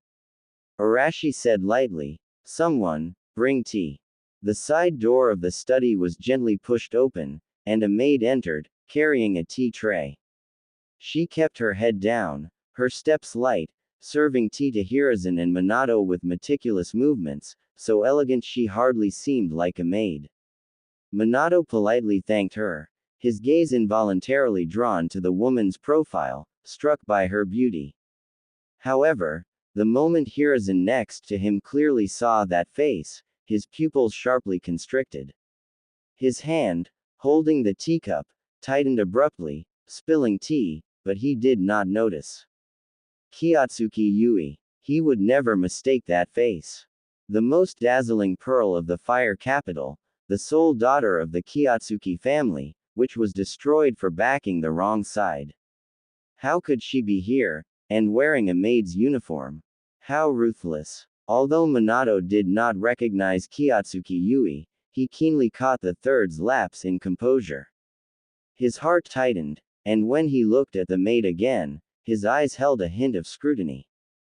After setting down the teacups, Yui did not retreat but walked behind Arashi, standing with her hands at her sides, like a statue.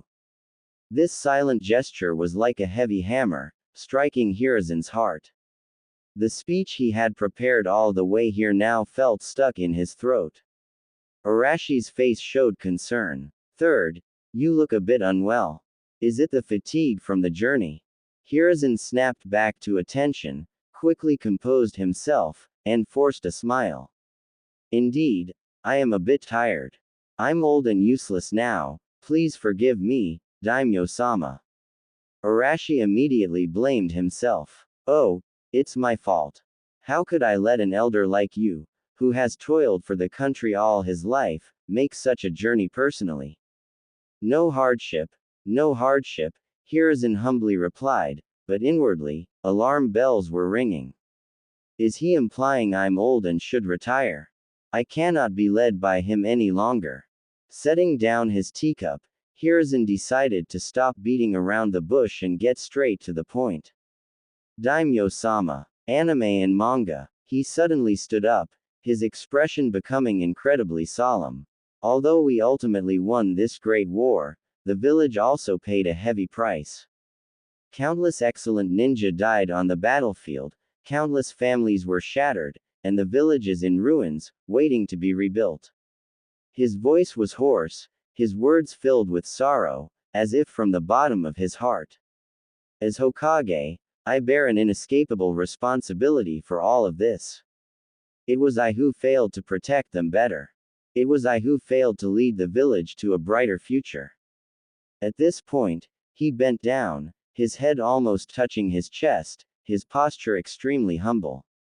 Therefore, I have come today to resign from my position as Hokage to Daimyo-sama. I humbly request, my lord, to allow me to step down as Hokage. I am willing to bear full responsibility for the losses caused by this war. As his voice fell, the study room plunged into dead silence. Minato also hastily stood up, his head bowed, his eyes complex. This was the script that Hiruzen had discussed with him before coming. Arashi instantly saw through Hiruzen's intention, a hint of mockery flashing in his eyes. To retreat in order to advance. A good plan. He would take responsibility upon himself, presenting a noble and upright image. If Arashi did not agree, he could then propose restoring the budget to appease the village. If Arashi agreed, he could legitimately nominate Minato to take over, and if he could also bring back news of no budget cuts, his position would be instantly solidified. Thinking more deeply, Minato was already from the Hokage faction. Whether Hiruzen retired or not, Konoha's power would still circulate within the Hokage faction. He had calculated well. Arashi pondered for a moment, then his gaze passed over Hiruzen and fell upon Minato. Jonin Minato. Called by name, Minato immediately responded, "Here. What do you think of the third's decision?" Minato instantly felt immense pressure. This question was difficult to answer.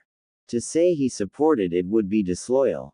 To say he opposed it would go against the purpose of their visit. Minato pondered for a moment and replied, "Hokage-sama is wholeheartedly devoted to public service. I do not dare to comment presumptuously on his decision. However, I believe that the village, having just gone through a major war, needs stability most right now. Regardless of who leads Konoha in the future, the stability of the village must be the top priority. Anime and manga. This answer both expressed respect for Hiruzen and highlighted the potential risks of changing the Hokage, skillfully kicking the ball back. Well said, Arashi praised, then looked back at Hiruzen. He slowly rose and walked in front of Hiruzen, helping him up, his tone sincere. Third, what are you doing? You have toiled for the land of fire, for Konoha, your entire life. Your achievements are outstanding, you are a pillar of the nation. How can the losses of war be borne by you alone? That's not fair. Hiruzen's heart swelled with joy, believing his strategy had worked. It seemed this young daimyo still understood how to weigh the pros and cons and would not easily allow a leaf to fall into turmoil. However, Arashi's smile remained unchanged, but his tone suddenly shifted. You are also right, Konoha indeed needs change, needs to be responsible for the future. Your willingness to step forward and bear this responsibility, this magnanimity, I admire. He patted Hiruzen's shoulder intimately, saying each word distinctly. Your resignation, I accept. To be continued. Chapter 11. It is time to give way. Your resignation, I accept. The moment Arashi's voice fell, the look of shock on Hiruzen's face lasted only an instant. Immediately after, a surge of ecstasy filled his heart, and even his taut nerves relaxed. It's done, he shouted in his heart. This daimyo is, after all, too young. Hiruzen thought to himself. He might have seen through my superficial tactic of retreating to advance, but he did not realize that this retreat was to ensure the most stable handover of power for the Hokage lineage. This meant the Hokage position would transition smoothly into Minato's hands. Konoha's foundation not only remained unshaken, it would become even more stable due to Minato's achievements and prestige.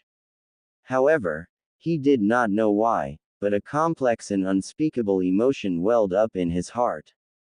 27 years. From the prime of his youth to old age, he had dedicated his entire life to Konoha. From now on, that Hokage hat, symbolizing the village's highest will, would no longer belong to him. Arashi looked at Hiruzen's complex expression and sneered in his heart. Old fox, you have already swallowed the bait. Now, be happy a little longer. Anime and manga. Minato's heart was stirred, and he looked at Hiruzen with deep respect. The third has paved the path for the village and for me. Arashi stood up, his face filled with sincerity and emotion. I just thought about it carefully, and my heart is also filled with emotion. His tone carried a sense of reminiscence. I remember, you took over the heavy burden of Hokage in Konoha year 20, from the hands of second Hokage Senju Tobirama, right? Hiruzen subconsciously nodded. Yes. And this year is Konoha year 47. Arashi let out a long sigh, gesturing with his hand. 27 years. For a full 27 years, you dedicated the most precious years of your life to the village, to the land of fire. Third, you have worked hard. These words, full of respect, filled Hiruzen with a sense of being acknowledged, and the slight disdain that arose from achieving his goal faded a little. Even Minato felt deep admiration. Arashi continued, a meritorious official like you is now resigning due to war losses. If I were to simply approve it like this, would it not make me, the daimyo, seem cold and heartless?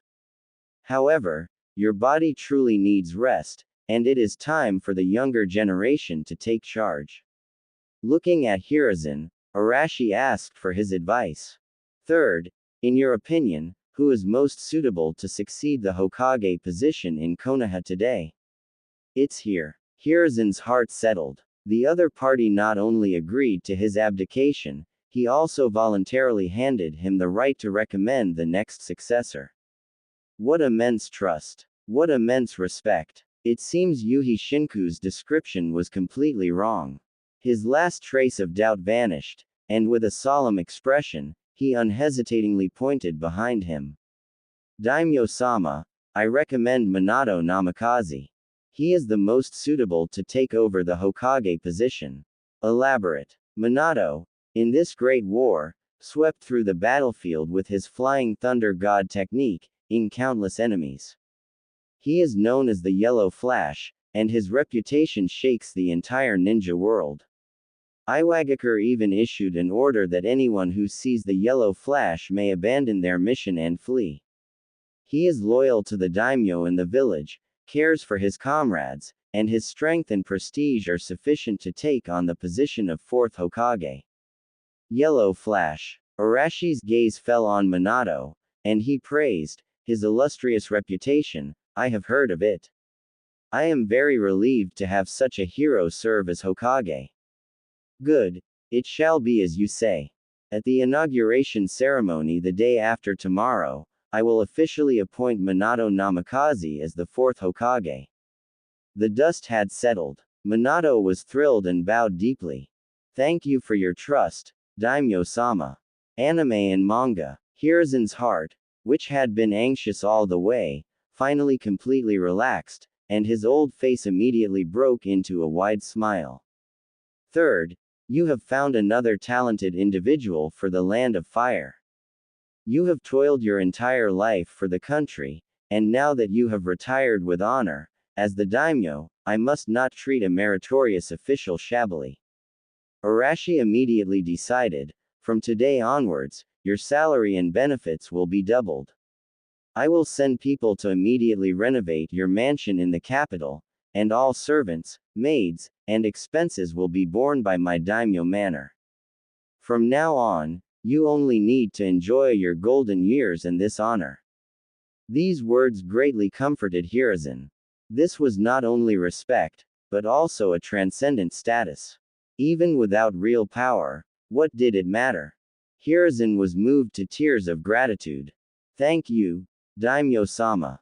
Since the daimyo valued him so much, he thought, the other purpose of his visit today would surely be easily resolved. Thinking of this, Hiruzen's smile became even more sincere, and he said, the daimyo's kindness is boundless, and I am eternally grateful. However, there is one more matter concerning Konoha's foundation, which I must speak of. Oh, Arashi looked at him with interest, thinking to himself, it is finally here. Third, just speak directly. It is about the reduced budget. Hiruzen sighed, putting on a worried expression for the country and its people. Konoha is the shield of the Land of Fire. The cultivation of the ninja, the execution of missions, and the defense of the village all require money. A 20% reduction would truly make the village's operations difficult to maintain. He thought that these heartfelt words, coupled with the good atmosphere just now, would surely make the daimyo relent. However, the smile on Arashi's face had already faded. Third, he was not angry, his tone was calm, yet incredibly serious. My reduction of Konoha's budget is not aimed at you, it is a national strategy. Come, follow me. He stepped forward and took Hiruzen's arm, pulling him to the table, and pointing to a document, said, do you know what this is? Hiruzen shook his head blankly. Arashi unfolded the document and showed it to him. Hiruzen turned his head and clearly saw the contents inside. It recorded loss reports from all over the country, including population and property, with lines of cold, shocking numbers. Hiruzen was speechless, clearly startled by the numbers on it. The war is over. At this moment, Arashi's voice slowly drifted over. You only see Konoha's war losses, but have you seen the entire Land of Fire? Have you visited the border towns? They were destroyed by war, a scene of desolation. Have you asked in the rural villages? How many families there have lost their children and husbands, leaving only orphans and widows? The civilians of the Land of Fire need to recuperate. The destroyed towns need to be rebuilt. The displaced civilians need to be resettled. Anime and manga, do these things not require money? Arashi suddenly turned around, his gaze piercing like a torch, directly into Hiruzen's heart. Every single ryo must be used effectively. The most important thing now is to appease the people and rebuild their homes, not to let a ninja village that has already won the war continue to maintain its massive wartime expenses. This series of words, along with the shocking war damage report, struck Hiruzen and Minato like heavy hammers. They had never considered this issue from this perspective. In their eyes, the village's interests were above all else. But at this moment, the people's livelihood, as spoken by the daimyo, was the foundation. Third, Arashi's tone softened, but his subsequent words seemed somewhat critical. Konoha is the sharp blade of the land of fire, the pride of the nation. But, Konoha cannot only know how to demand from the nation, yet not understand the daimyo's difficulties, nor the suffering of the myriad people. Hiruzen's face instantly turned pale. His lips trembled, wanting to argue, but he found himself unable to utter a single word. This sentence was too heavy. It was equivalent to directly nailing Konoha, and him, Hiruzen Sarutobi, to the pillar of shame for contending with the people for profit. Minato, standing by, was struck as if by lightning. He wanted to refute, but he could not speak. Because every word the other party said stood on the moral high ground, its legitimacy irrefutable. To be continued. Chapter 12. Hiruzen, you don't even have the right to refuse. The atmosphere in the daimyo manor study was heavy. All the arguments and contingency plans he had prepared were useless against this young daimyo. The other party did not even bother with schemes. He simply laid bare a problem Hiruzen had deliberately ignored, right in front of him. Bloody. Konoha or the land of fire, which is the main body? Ninja or civilians, which is the foundation? He suddenly remembered something Danzo often said. For Konoha, Hiruzen opened his mouth, his throat dry, unable to utter a sound. Anime and manga. Refute. What could he use to refute? Was he to publicly declare that the lives of civilians were less important than Konoha's future? If those words left his mouth, Hiruzen would be nailed to a pillar of shame. Minato stood behind him, silent, the warmth gone from his face. He looked at the report on the table, then at the third Hokage's ashen face. The belief he had always held was shaken. For the village, must he truly disregard other people? The study was very quiet. Everyone's breathing was clearly audible. Third Hokage, you are a smart man. Arashi stepped forward, steadying the tottering Hiruzen, and pressed him back into his chair. Sit down and speak. Hiruzen stumbled into the chair, all strength drained from his body. Arashi turned, poured a cup of hot tea, and pushed it in front of him. Drink some tea. This gesture, in Hiruzen's eyes, was blatant humiliation. But he had even lost the courage to refuse. Minato's lips moved, but he dared not say a word. I know you feel bad. Arashi's tone was calm. You have dedicated your life to Konoha, wanting it to be better, I understand. But your vision is too narrow. You only see one village. He raised a hand and pointed out the window. Look outside. This land, these tens of millions of people, are the true foundation of the land of fire. Konoha is the sword of the land of fire, its shield. A sword and shield are meant to protect the country, not to be above it. This principle, you, and the future fourth Hokage, must all understand. His last sentence was directed at Minato. Minato's heart jolted, and he immediately bowed. Minato will engrave the daimyo's teachings in his heart. Anime and manga. Arashi nodded in satisfaction. He looked back at Hiruzen. So, budget cuts are not a discussion, they are an order. 20% is just the beginning. If Konoha can adapt quickly, learn to be frugal, and use its money wisely, this number will not change again. But, Arashi paused. If Konoha continues to be extravagant as before, or even falls into disarray, then there is a problem with the village's management. At that time, it will not be a 20% cut. It will be 40%, 60%, or even more. Hiruzen suddenly looked up, his breathing rapid. This was a stark warning. The Daimyo manor could not only decide how much money to give, but also Konoha's very survival. This old man understands. Hiruzen's voice was hoarse and dry. He conceded defeat. Indeed, how could the leader of a village compare to the ruler of a nation? I am glad you understand. Arashi smiled again, very gently. Third Hokage, though you have resigned as Hokage, Konoha still needs you to stabilize the situation. How about this? Arashi feigned contemplation. The matter of budget cuts, you will personally return to the village to announce it. Minato's mind buzzed. Have the third Hokage announce it. How was that different from making him publicly admit incompetence? Minato was about to open his mouth when Arashi looked over, a half smile on his face, making him swallow his words. You. Hiruzen trembled violently, his lips quivering as he looked at Arashi, unable to complete a single word. What? The third Hokage is unwilling. Anime and manga. Arashi's smile faded. You just said you would take full responsibility for the losses of the war. Now I ask you to convey an order, and you are unwilling. Or are you just paying lip service to taking responsibility? Do you want Minato to take the blame for you? To let him, the newly appointed fourth Hokage, offend everyone in the village? Third Hokage, as his predecessor, you cannot be so irresponsible. Hiruzen was speechless. The responsibility, he had taken it upon himself. Now, the daimyo was asking him to take charge.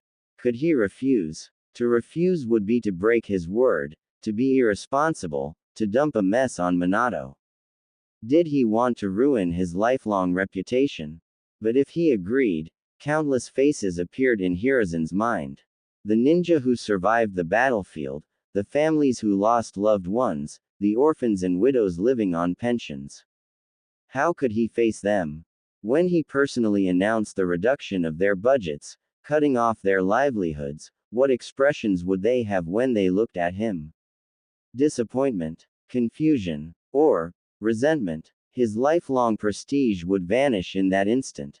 Forward was a cliff. Backward was an abyss. Only then did Hiruzen realize that from the moment he stepped into this room, his right to choose had been stripped away.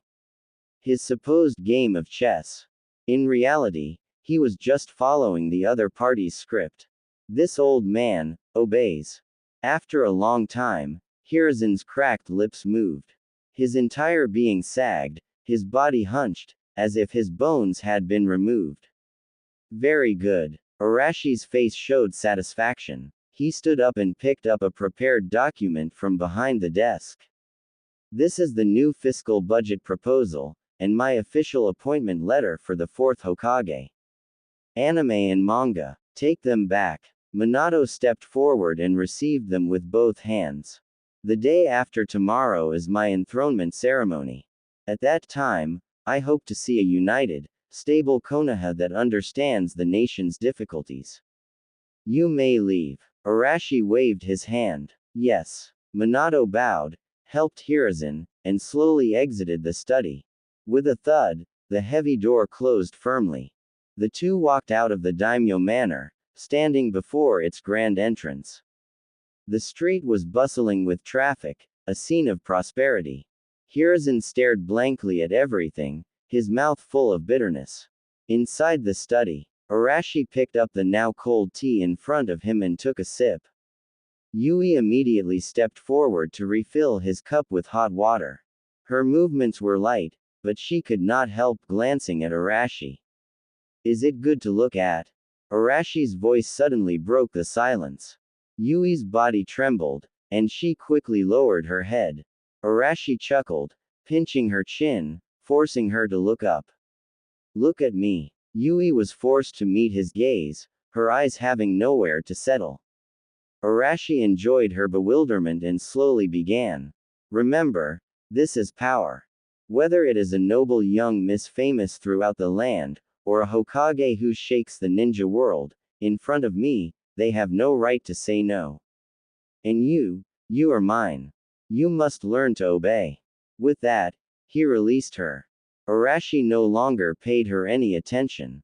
His consciousness sank, and a blue interface appeared before his eyes. Mission: Land of Fire Financial Reform, Phase 1. Completion 80%. To be continued. Chapter 13. New System Function. In the Fire Capital, the Konoha Delegation's guesthouse.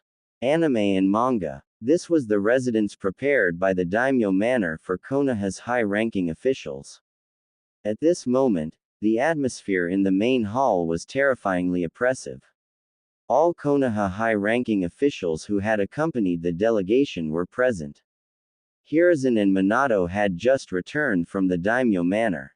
Advisors Utatane Kaharu and Homura Mitokado sat with calm expressions, their fingers tapping on the table, revealing their inner anxiety. Clan chiefs Uchiha Fugaku, Hyuga Hiyashi, Nara Shikaku, and others sat upright, each with their own thoughts. In the shadows of the corner, Danzo showed only one eye, remaining silent. Everyone's gaze was focused on the main seat. The man who seemed to have aged 10 years. Hiruzen Sarutobi. His face was ashen, and his hands, placed on the table, trembled incessantly. Cough, cough. He cleared his throat and scanned the crowd. Everyone he looked at felt a pang in their heart. The third no longer had his usual prestige, only emptiness remained. From today onwards, I am no longer the Hokage. With that single sentence, the hall erupted. What? How can this be so sudden? What happened at the Daimyo Manor? Kaharu and Homura stood up abruptly, their faces filled with disbelief. Hiruzen raised his hand, and the clamor gradually subsided. His voice was hoarse, devoid of any emotion. This is the daimyo's order. My resignation has been approved by the daimyo. He then looked at the silent Minato beside him. At the same time, the daimyo personally appointed Minato Namikaze as Konoha's fourth Hokage. As soon as these words were spoken, everyone's heads turned in unison toward Minato. Envy, jealousy, scrutiny. Minato felt the immense pressure of these complex gazes. He stood up, bowed deeply to everyone, and said nothing. This appointment was too heavy. So heavy that he felt no joy in becoming Hokage. HMPH. In the shadows, Danzo let out a cold snort. Anime and manga. Hiruzen, you lost the battle and now you want to just walk away. His voice was chilling, leaving a mess for a mere youngster. Hiruzen's body stiffened for a moment, but he did not retort. Because what Danzo said was true. There is one more thing. Hiruzen ignored Danzo's provocation and continued. The Daimyo Manor has issued a new financial budget plan. He pushed an official document to the center of the table. Starting next quarter, the village's annual budget will be cut by 20%. Dead silence. You could hear a pin drop. If changing the Hokage was a shift in high-level power, then cutting the budget was like cutting the flesh of everyone present. 20%. A Jonin representative finally could not hold back and cried out in surprise. What a joke. The war just ended, the compensation has not been fully paid out. The injured are still lying in the hospital. Why are they cutting our budget? Exactly. We shed blood and sacrificed for the land of fire, and this is how the new daimyo treats us. He is trying to force us to our deaths. The crowd was furious. Their anger was directed at the new daimyo they had never met. It also targeted Hiruzen, who had brought back this news. Silence. Minato slammed the table, a flash of chakra instantly suppressing the entire room. Only then did everyone remember that the yellow flash before them was already the fourth Hokage. The main hall became quiet again, but everyone's faces were filled with unwillingness and anger. This is an order. Hiruzen repeated the sentence. The daimyo sympathizes with the people and believes that the national treasury should prioritize the post-war reconstruction for civilians. Konoha should set an example. Anime and manga. Ha ha ha ha. Danzo laughed. His laughter was full of sarcasm. Hiruzen, you are truly senile. Ninja are the foundation of the country. Without us, this sword, those civilians are nothing but lambs to be slaughtered. That daimyo is destroying his own great wall. He stood up, his single eye gleaming with a terrifying light. I disagree. This order is an insult to all Konoha ninja. I will never accept it. His words echoed the sentiments of most people present. For a moment, many people cast hopeful glances at Danzo. Perhaps only this strong root leader would dare to say no to the daimyo. Hiruzen watched this scene, neither pleased nor angry. This is the daimyo's order. He repeated it a third time, then stood up, no longer looking at anyone, and walked out with faltering steps. His back view was desolate. Daimyo Manor. Inside the sleeping quarters, sandalwood incense wafted. Arashi reclined on a soft couch, in a languid posture. Before him, Yui knelt on the carpet, using a small silver knife to peel a crystal pear for him. Her movements were slow and meticulous. After the pear was peeled, it was cut into small pieces, skewered with a silver pick, and offered to Arashi's mouth. Arashi opened his mouth and took a bite. It was very sweet. He looked at the lifeless face before him and suddenly felt a bit bored. His hand, passing through her soft long hair, gently stroked her neck. Yui's body stiffened, but quickly relaxed again. Look up, Arashi commanded. Yui obediently raised her head. Smile. Yui tried to force a smile, which looked worse than crying. Arashi frowned and released his hand. Forget it, it is boring. He waved his hand. You may withdraw. Yes. Yui, as if granted a great pardon, bowed and retreated, her steps somewhat hurried. Ding. Main mission. Land of Fire Financial Reform, Phase 1. Completed. Anime and manga. Mission evaluation. Perfect. Mission reward. Talent scan function, unlocked. New mission issued. Main mission. Lord of the Land of Fire, Phase 2. Mission objective. During the coronation ceremony, establish the supreme monarchical authority of the Land of Fire, envoys from all directions, and let the world know that in the Land of Fire, the daimyo is supreme. Mission reward. Economic Policy Sandbox. Economic Policy Sandbox. What is that? Never mind, I will figure it out after completing the mission. His attention shifted to the newly unlocked talent scan function. Enable. Enable. Instantly, a three-dimensional map covering the entire fire capital unfolded in his mind. On the map, countless light dots appeared. White represented civilians, red represented ninja. The depth of the light dots' color directly indicated the strength of their power. Among them, several light dots were crimson, almost purple. Minato Namikaze, 4th Hokage, awaiting appointment. Loyalty 65, wavering. Threat rank. Low. Uchiha Fugaku, Uchiha Clan Chief. Loyalty 50, unstable. Threat rank. Low. Hyuga Hiyashi, Hyuga Clan Chief. Loyalty 55, observing. Threat rank. Low. The new function was so useful. The previous system could also display people as light dots. But it did not show loyalty. Now with the new function, it was clear who was loyal and who was a traitor. Arashi's consciousness finally lingered on a familiar name. Danzo Shimura, Root Leader. Loyalty 10, rebellious. Threat rank. Low. Only 10 points of loyalty.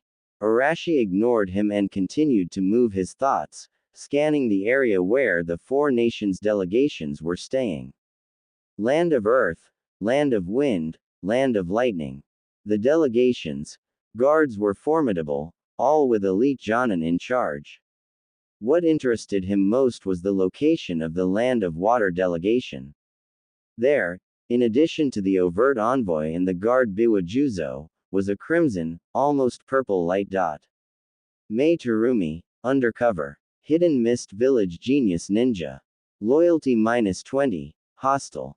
Threat rank low. Mei Terumi. Why would she be here? Arashi's mind immediately brought up information about this woman. The future 5th Mizukage. What is she doing here? To be continued. Chapter 14. New World. The night was as dark as ink. At the Daimyo Manor, in a secluded and quiet courtyard, this place was usually untouched by anyone, with only rockeries, flowing water, and a dead plum tree. History. Tonight, however, a lone lamp flickered in the courtyard. Biwa Juzo stood under the lamp, his shadow stretched long. He wore the standard Hidden Mist uniform, and the massive kubikiribocho strapped to his back broke the silence of the courtyard. A fainting intent lingered in the air. He was here because of an unsigned note that had appeared abruptly on his pillow. No one else had noticed it. To be able to come and go unnoticed under his nose, within a heavily guarded embassy. That alone was enough to be a show of power. Juzo's eyes gleamed darkly, veins bulging on the hand gripping his blade. He was not afraid of death. Which of the 7 ninja swordsmen of the mist hadn't crawled out from a pile of corpses? But he hated being toyed with, whether by that tyrant back in the village or by this mysterious schemer. Creak. The moon gate opened. A man walked in, carrying a pot of tea and 2 cups.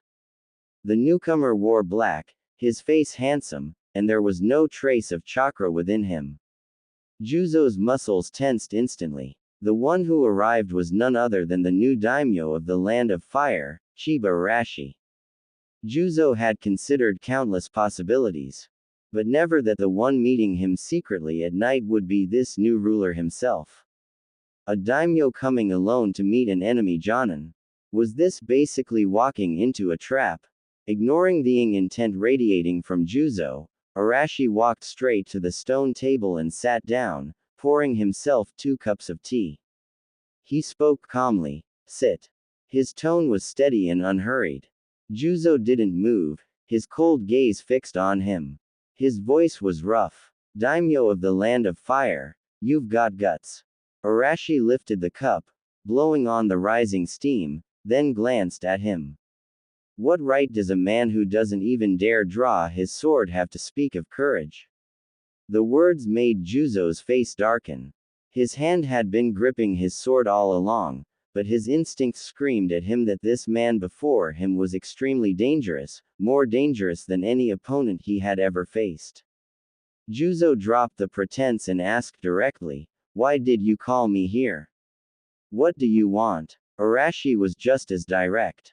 "I think you're impressive, so I'm giving you a chance to serve me." Juzo let out a sharp laugh, baring his white teeth. "Serve you? Me? Biwa Juzo of Hidden Mist, swear allegiance to you, the daimyo of the Land of Fire."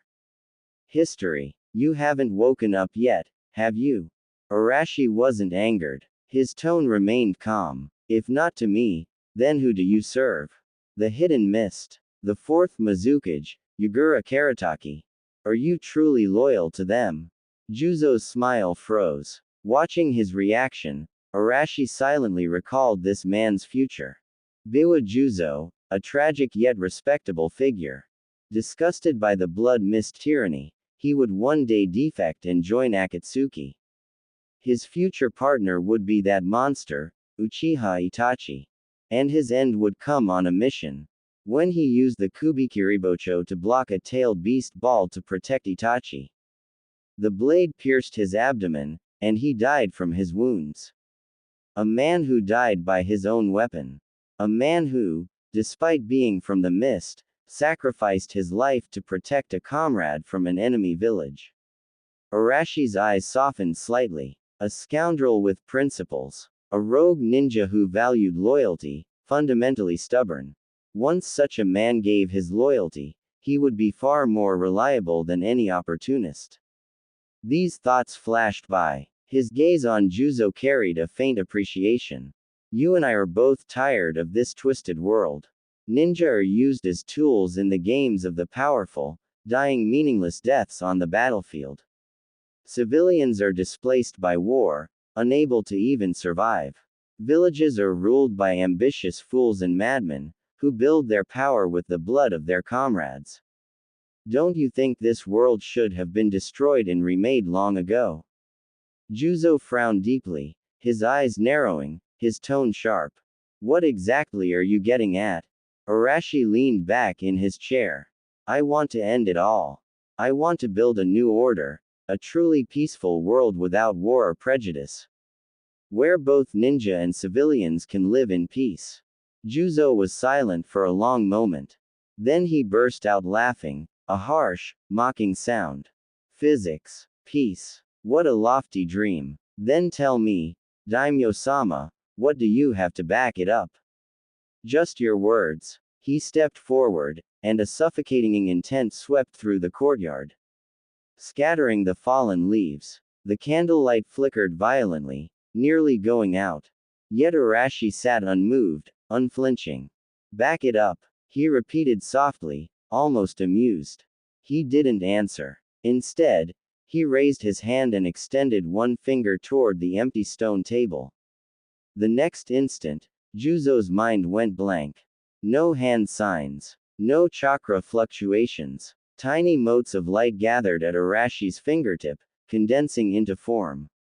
First, antennae. Then, wings. Finally, a complete butterfly. A living butterfly, born from nothing. It fluttered gently, tracing an arc through the air, before landing on the branch of the dead plum tree. This wasn't ninjutsu. Juzo's thoughts froze completely. Ninjutsu was the manipulation of chakra, shape transformation, nature transformation, all applications of existing energy. But this, creation from nothing. He was watching life itself being created out of thin air. What kind of power was this? Juzo's hand on his sword trembled violently. A bead of cold sweat slid down his temple, falling to the stone slab and shattering. His intent crumbled away completely. Now, do you understand what I have to back it up? Arashi's calm voice echoed again. Juzo stared at him, fear and awe intertwining in his eyes. If such power existed, perhaps it really could change that cursed world. His throat tightened, and he forced out a hoarse voice, I will serve you. As long as you help me Yagura Karataki and end the mist's tyranny. His teeth clenched hard as he spoke that name. Arashi smiled and shook his head. Yes, but not yet. What I seek to end isn't a single village, it's the entire world. Juzo's fists clenched, nails digging into flesh. Arashi looked at him and continued, you can stay by my side and watch. The day you believe I've broken my promise, you can leave freely. Your sword, your will, I won't stop you. But if you choose to stay. Arashi stood up and walked toward him, his shadow completely enveloping Juzo. You and your sword will be the ones to usher in my era, a unified world. The 7 Ninja Swordsmen of the Mist. That title means nothing to me. What I offer you is the right to personally forge a new world. As his words fell, Juzo stopped resisting. He knelt on one knee, raising the kubikiribocho with both hands, placing it horizontally before him, and lowered his proud head. I, Biwa Juzo, am willing to die for you, my lord. To be continued. Chapter 15. Biwa Juzo, a pessimist. The courtyard was silent. The butterfly that had appeared out of thin air rested on a dead branch, its wings occasionally fluttering. Juzo knelt on one knee, his executioner's blade held horizontally in front of him, his posture humble. Arashi stepped forward and helped him up. Stand. His voice was soft, yet left no room for refusal. Yes, Lord. Juzo straightened his back, though he kept his head lowered. The sight of something being created from nothing had completely shattered his pride as a ninja.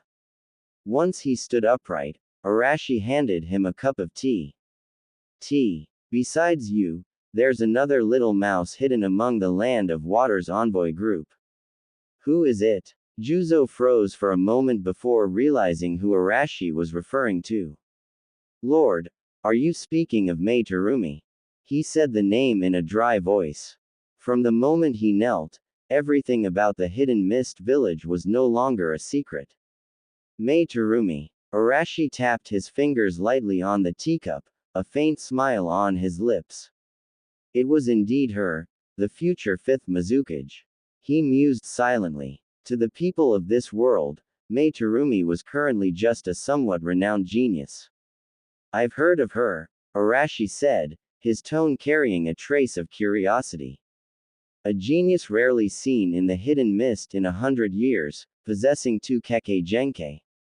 That's quite rare in the ninja world. He skillfully hid the fact that he already knew. But those words stirred up a storm in Juzo's heart. 2 Kekkei Genkai. That secret was known to only a few within the hidden mist, kept tightly under wraps to protect Mei from the bloody mist's purges. How did he know? Had Konoha's intelligence already infiltrated the mist's highest ranks? A chill ran through him. Juzo was increasingly thankful for his decision tonight. Yes, Lord's insight is sharp.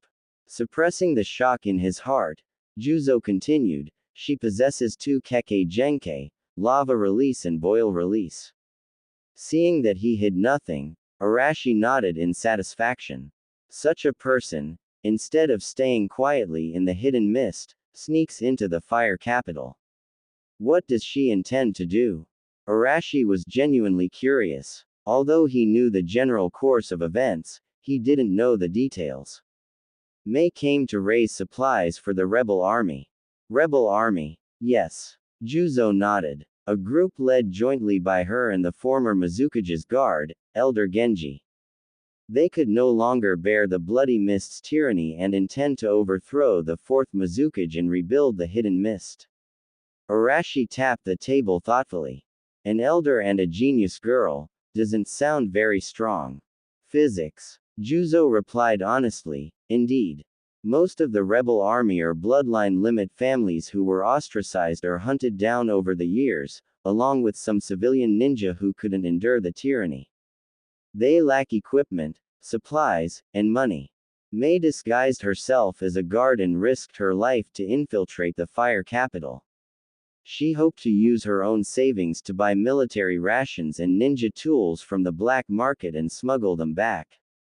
Arashi nodded. To have that courage, she's quite a character. Then he asked, do you think she might be willing to serve me? Juzo was stunned. He subconsciously looked up, met Arashi's gaze, and instantly understood. This man not only wanted his blade but also Mei herself. He hesitated for a moment, then shook his head firmly. Impossible. Arashi asked calmly, oh, why are you so sure? She's different from me. Juzo's voice was heavy. I'm already rotten. I've long despaired of this world. I only want to find a place to die, or die for a purpose. But Mei, she's an idealist. She truly loves the hidden mist. She believes she can change that hell and save those trapped in the bloody mist. She'll fight against Yagura Karataki, but she'll never betray the hidden mist.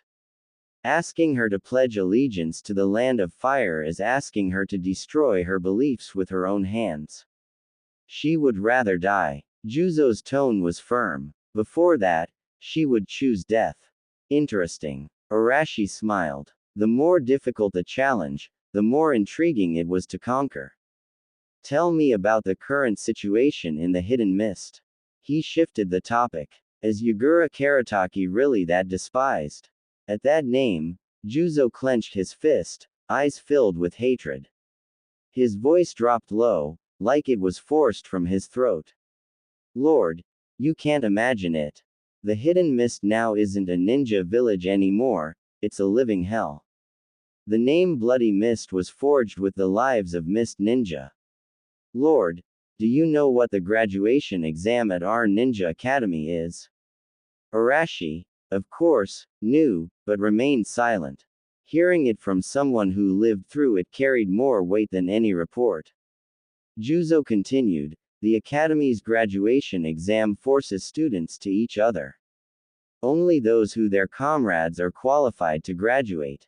Countless talented children didn't die on the battlefield, they died at the hands of their own friends. He also ordered the purge of all bloodline limit families, calling them remnants that threaten the village's stability. The Kagaya clan was driven outside the village, the Hazuka clan either died or fled, anyone with special abilities is hunted as a monster. The whole village is filled with suspicion and fear. Neighbors inform on each other, subordinates betray their superiors, no one lives like a human anymore. What's laughable is that his reason for all this is to purify and stabilize the village. Juzo's body trembled with rage. Arashi listened quietly, his expression unchanged. He already knew Yagura Karataki was just a puppet. The true mastermind was Uchiha Obito. If that's the case, why didn't you join the rebel army? Arashi asked. With your strength, you'd be invaluable to them. The anger faded from Juzo's face, replaced by sorrow. He gave a bitter smile. Psychology. It's useless. What good wouldn't one Yagura Karataki do? The elders who backed him and the clans that crave power would just choose another Yagura. The name would change, but the system would stay the same. As long as the Mist's man-eating rules remain, no matter who becomes Mizukage, nothing will change. Elder Genji wants to reform it, and Mei Terumi wants to save it, but they're too naive. They think they can patch the cracks, make small repairs to something already rotten to the core. But he gripped the hilt of his blade, despair filling his eyes. What I want is to dig out that rotten root, burn it, and everything above it. Arashi finally smiled in satisfaction. Yes, a man driven to despair should have such resolve. Then why do you trust me? Arashi looked straight into his eyes. Why believe I won't become the next Yagura Karataki? Just because of that technique I showed you. You refused before. Juzo fell silent. He looked up at the butterfly resting on the dead branch. He remembered what he saw after entering the fire capital. Wide, smooth streets. Civilians smiling freely. Workers laboring with bright eyes and hope. It was something he had never seen in the land of water. Something called hope. I don't trust anyone, Juzo said slowly, his voice hoarse. And I don't trust you either. Your power, it's terrifying, but I've seen too many madmen with great power. But, he paused. On the way here, I saw your capital. I saw the faces of those civilians. They have food to eat, work to do, and no fear of losing everything overnight. You're building a new world. One I don't understand, but one where people can live like human beings. His gaze met Arashi's, filled with awe. Destroying everything is easy.